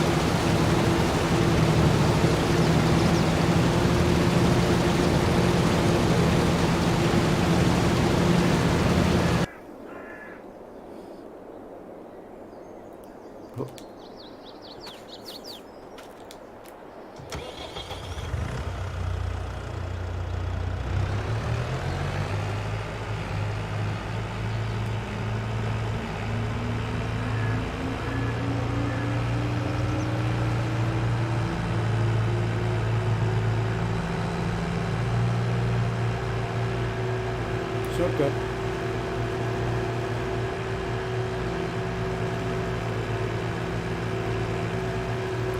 Jumpy. Ah, there's no jump.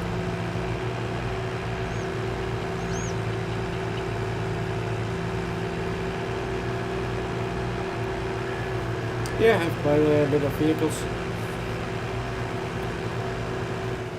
at the moment. Ah, I think this one was still not. It's because I stopped. Ah, yeah, it was still going. It was because I stopped the game. I thought it was free.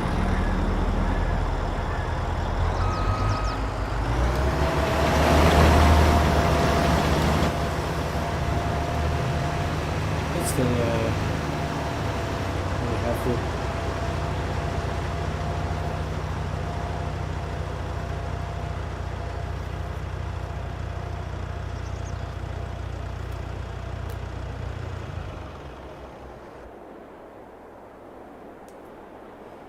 Off-roading, yeah. That's true.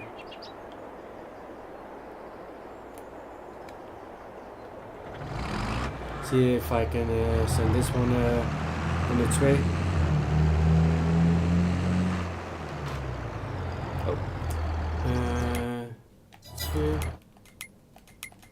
see if the worker will. Oh, change my mouse. Set destination. Do do do do.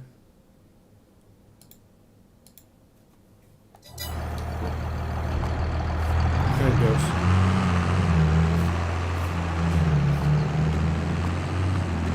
See if it passes the bridge. Because there was an issue with the collision of the bridge. It would always get stuck here. I think it was this pole. Yeah, they would drive too close to the. So I changed the how the traffic works is with like they call it traffic splines, and in the map then you see lines that are placed in the center where you want the vehicles to ride, and like with here with the bridge the splines were too close to the edge, so I placed the splines a bit closer to the both sides, a bit closer to the center. So it's easy to do.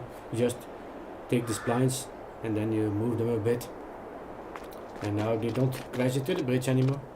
It's a small fix, and giants could do that, easily do that in no time, but yeah, there are so many things in this game that that should be fixed, easy fixes, and that keep the way they are and stay the way they are. But they have always done that.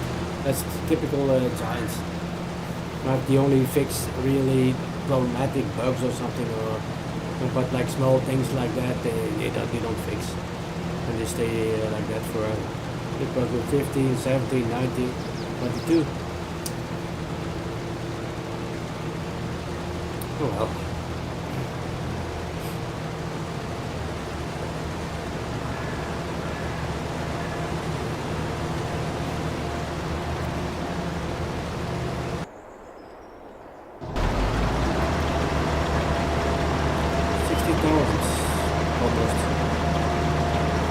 Default it was 20,000 or 30, not sure. I changed it to 90,000. Otherwise I have to unload all the time.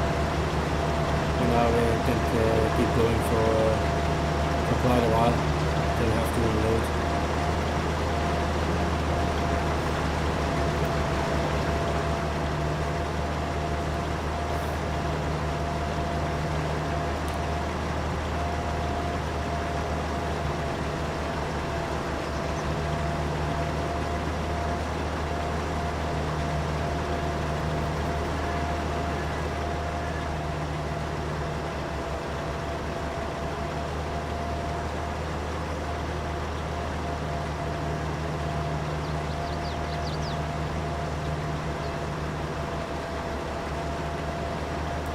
I prefer to use this machine for potatoes actually, because the potato machines, the grimmer machines, are very large, very bulky. This one is much smaller.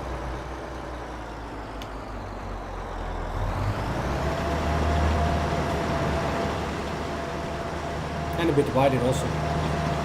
This head is wider than the Grimmer one, like this one here.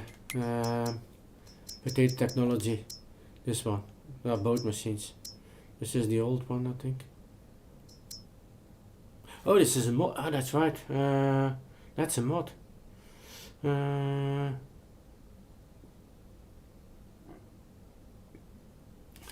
don't know if I tried this yet. This one? Yeah, I think I have. Anyways, both these machines are, the headers are smaller. Like 3 meters, I think. 3 meters. See if it says working with. No working with? No. But I believe it's like 3 meters or something. And the one I'm using is 4, I think. Beat. Yes, it's this one. Yeah.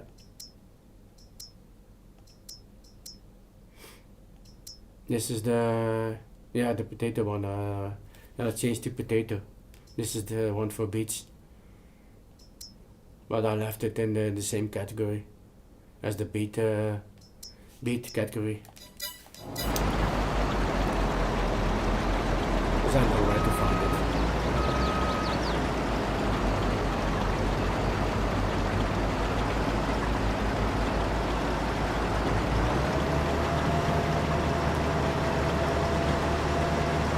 Maybe 1%.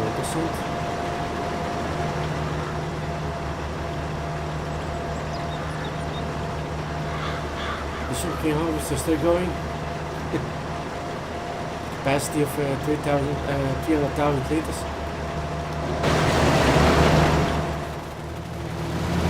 See how much we already have? 67,147. Not bad.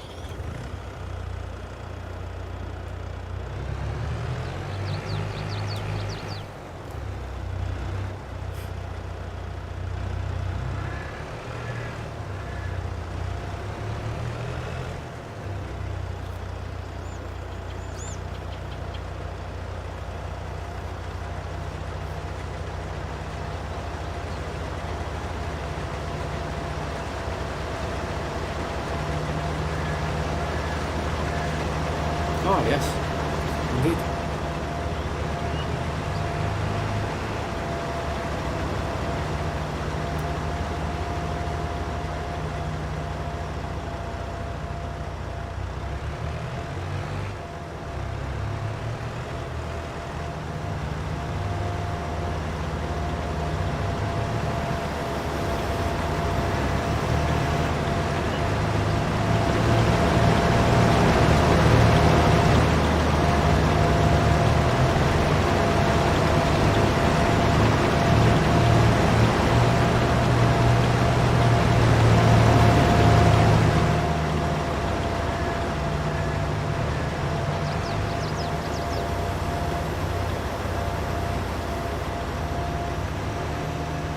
Still not full.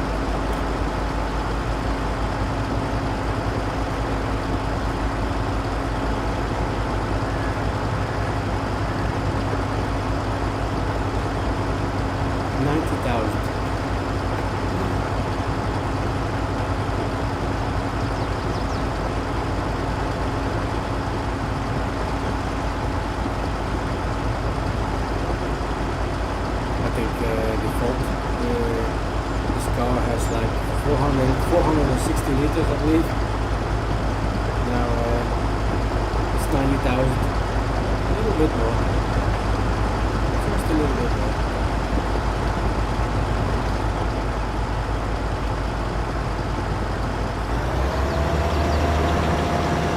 Oh, it's still, wow, that's it. Wow. I thought I set it to also to 90,000, but it's like only like 30%. Well, I believe I had it at 90, but I change it all the time. Sometimes I want more, sometimes I want. Well, 90 is good. Let's sell that already.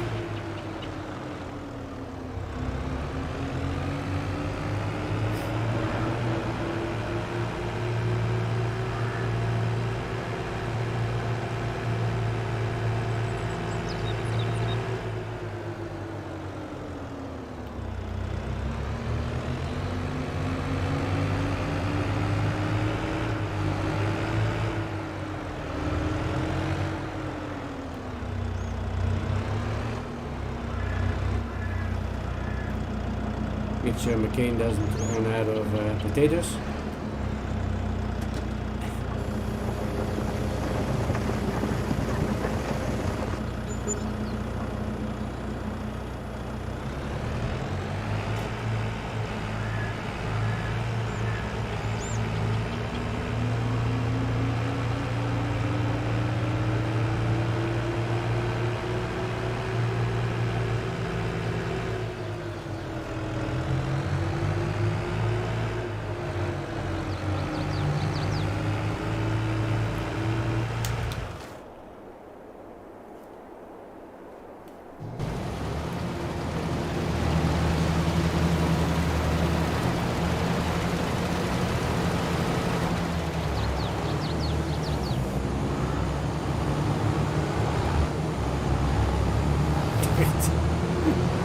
Just putting the trail behind me like it's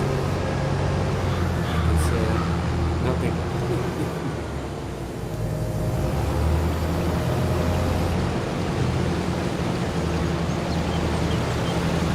It's a big weight.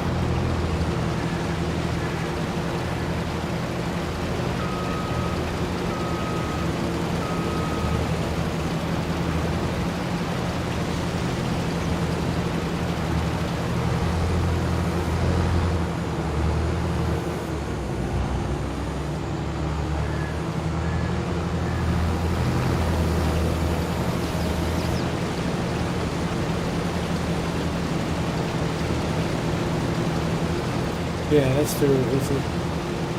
That's a really chill game.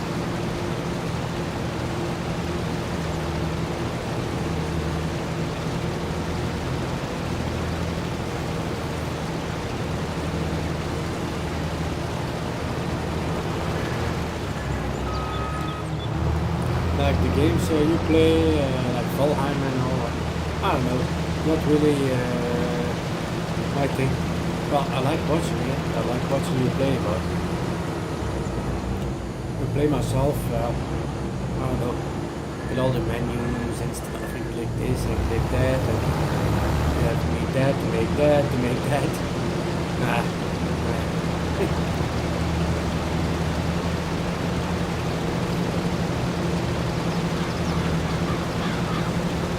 I like to play games where I can use my controller as much as possible and my keyboard and mouse as less as possible.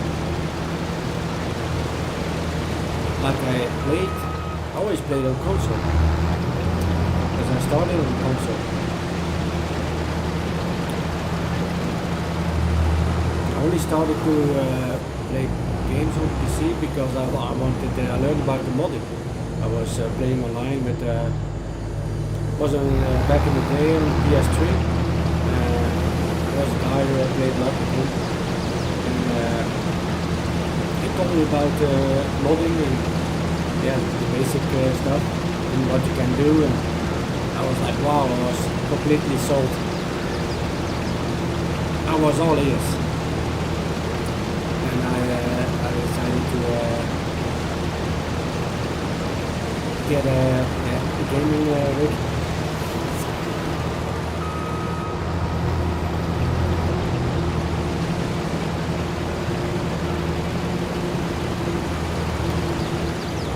I think my first card was a GTX 960, and then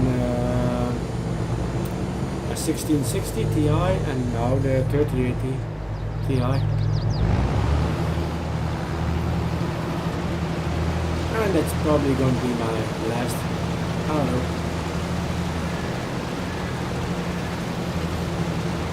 Because why would I need anything more?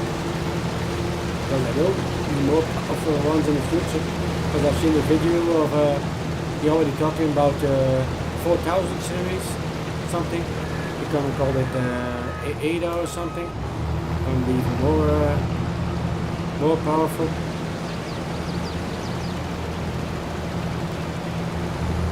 That's just crazy.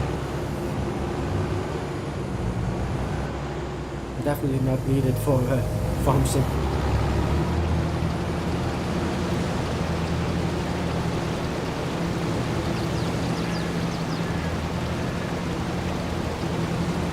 But I still play at 1080p.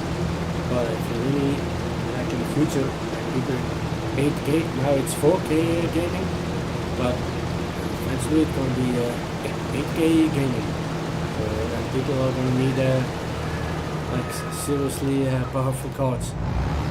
And I wonder what they're going to do with the power usage. Because now it's 3080 and especially the 3090. It's very power hungry.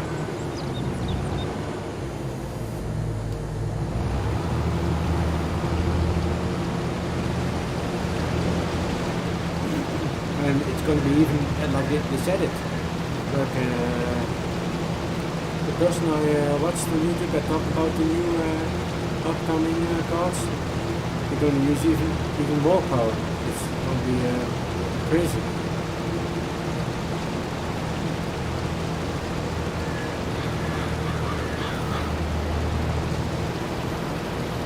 But now I'm sticking with 1080 for now because my monitor is 1080. If I get another one, I will. Yeah, it's probably gonna be 4K. I'm gonna play at 4K. I looked at one. I was talking about it earlier. At an OLED, I would like to have an OLED. If I buy one, it has to be an OLED. But Yeah, there are still some problems with burning. If it was just for games and watch movies or something, then I would get one right away. But I would like to know that for as my daily screen, like so when I watch YouTube and I watch your stream or Itchy or Norman or whatever, and then it's like fixed image for a long time. And if you do that every day, then at some point burning can occur. They say. And people already people that reported that they have burning.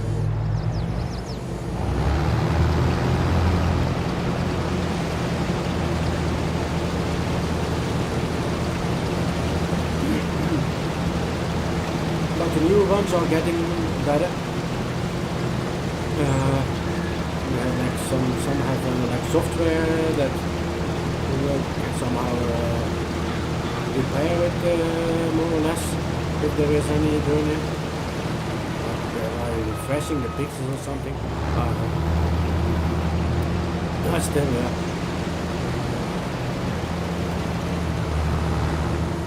But there are even better ones coming. There was a video from Linus Tech Tips, and he already got his hands on one, of course.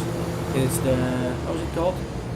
It's also OLED, but something in front of it, like new OLEDs, and they are like amazingly good. OLED is already good, but these are even better. But they are just started hitting the market, I believe. Because I didn't find any of the newest OLEDs at the stores I looked at, but I think the one Linus got was Alienware, I think it was. Dell or Dell is Alienware, I believe. And, yeah, he says it's crazy good.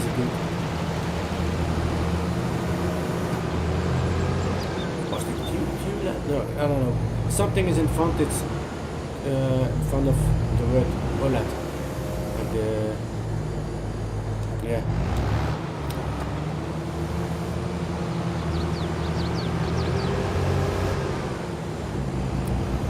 Like they changed something to like how they work. They can even, go better. Even,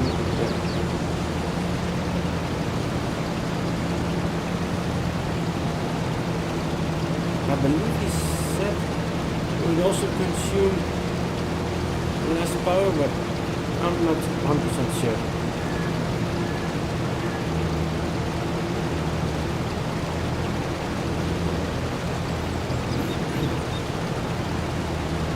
Now I have two monitors, but yeah, it's my main monitor is Acer Predator, with 240 refresh rate. It's a 27-inch, and my second monitor is an old Philips, also 27. That's on top of my main screen. So I can read the chat. So if I would get a larger gaming monitor, then probably gonna move the Acer as my second monitor. Although it would be a bit overkill for just just to watch the chat. Maybe I can use it with another bit better to keep the Philips for that and use the Acer with another PC, because I still have a third one. Floor of a spare PC, and I put my old 960. So the 1660 is already in the streaming PC. So the streaming PC has the 6060 Ti, and my game PC has a 3080.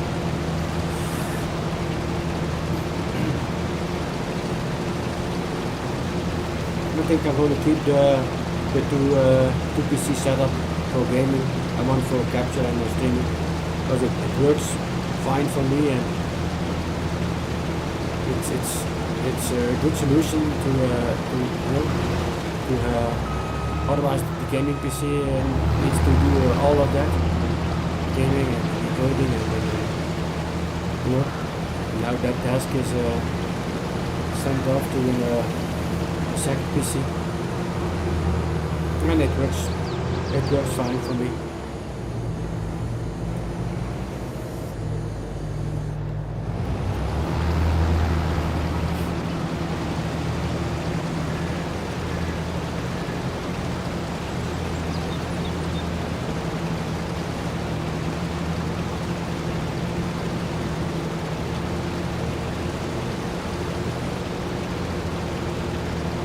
Like having a second PC has also other benefits, like when I'm playing on my main PC and I'm not streaming, or even when I'm streaming, I can look up stuff online on my second PC.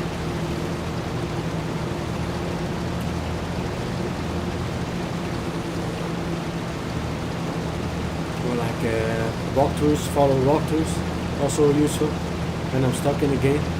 Then I can look up a walkthrough, then I leave my screen open and I can see where I have to go and what to do.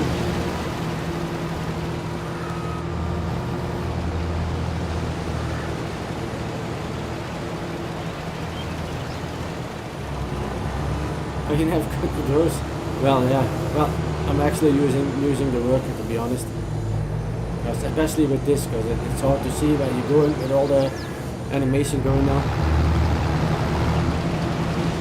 I do the turning myself, but once it's going,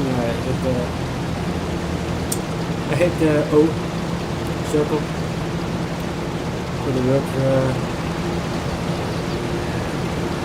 But harvesting, like regular harvesting of wheat, barley, whatever, then sometimes I do that manually. Like with irregular fields, because the work is always messed up. So then I do the edges first, and then maybe square off the field as much as possible, and then I need the rest for the work. Because that's well, they promised, or they said improved AI, but that still has a lot to desire. There's a lot to be desired. So I would say. Let's say. Has everyone expected better of the AI? But it's basically the same as in 19. As long as the fields are square, there are no issues. But once you get fields, regular fields, and then they screw up.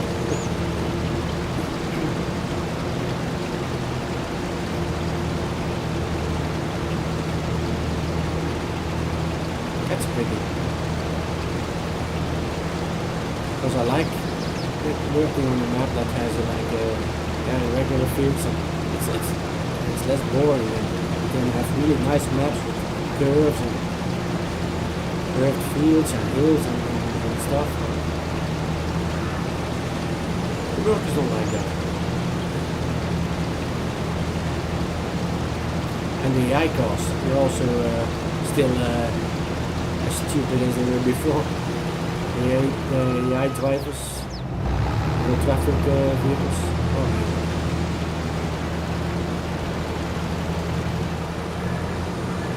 Most of the time I just switch traffic off, because they always like either they hit you or they stay miles away. Like when you're harvesting and there's a road nearby, you see like the collision box of the harvester coming closer, then they just stop. Well, there is still plenty of room to just drive on. You just stop at the middle of the road, just stay there. It's silly. That's one thing they definitely need to improve, AI.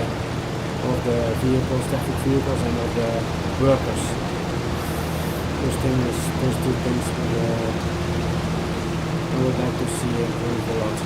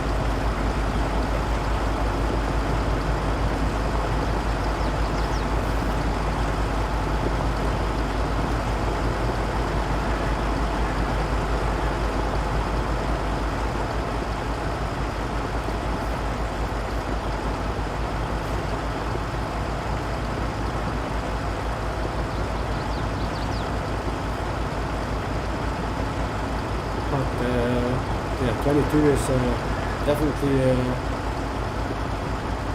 the best version. Like it has improved a lot over the years. I played the other day. I played FS15 again. I was like, oh, I'm gonna try 15 once more again, but in the past I was always like, oh, it's still funny, it's still okay. It has some things that I like about F15, but now it's once I played 22, that's changed. With 22, now I'm like 15 is really it's too outdated, like the graphics and yeah.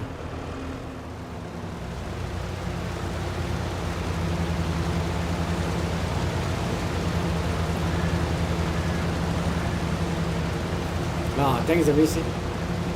You have a great day, and thanks for stopping by. Really appreciate it. Otherwise, I would sit here and talk to myself.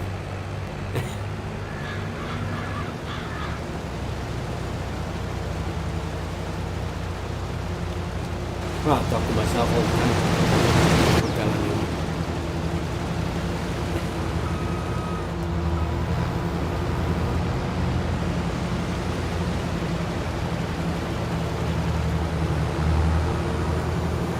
Not going to be streaming for too long anymore, I think. Because, I don't know.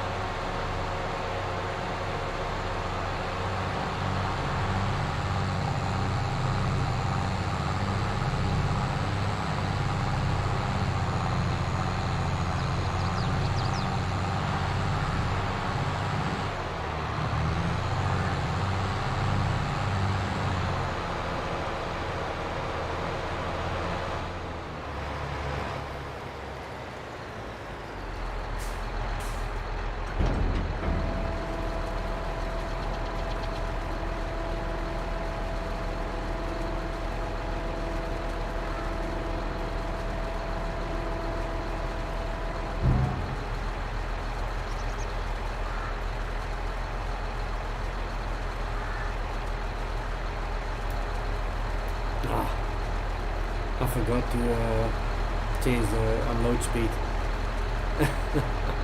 Dang it! It's going to take ages. Look. Oh my god. Well, just going to leave it here for a couple of hours. Damn. Always forget something.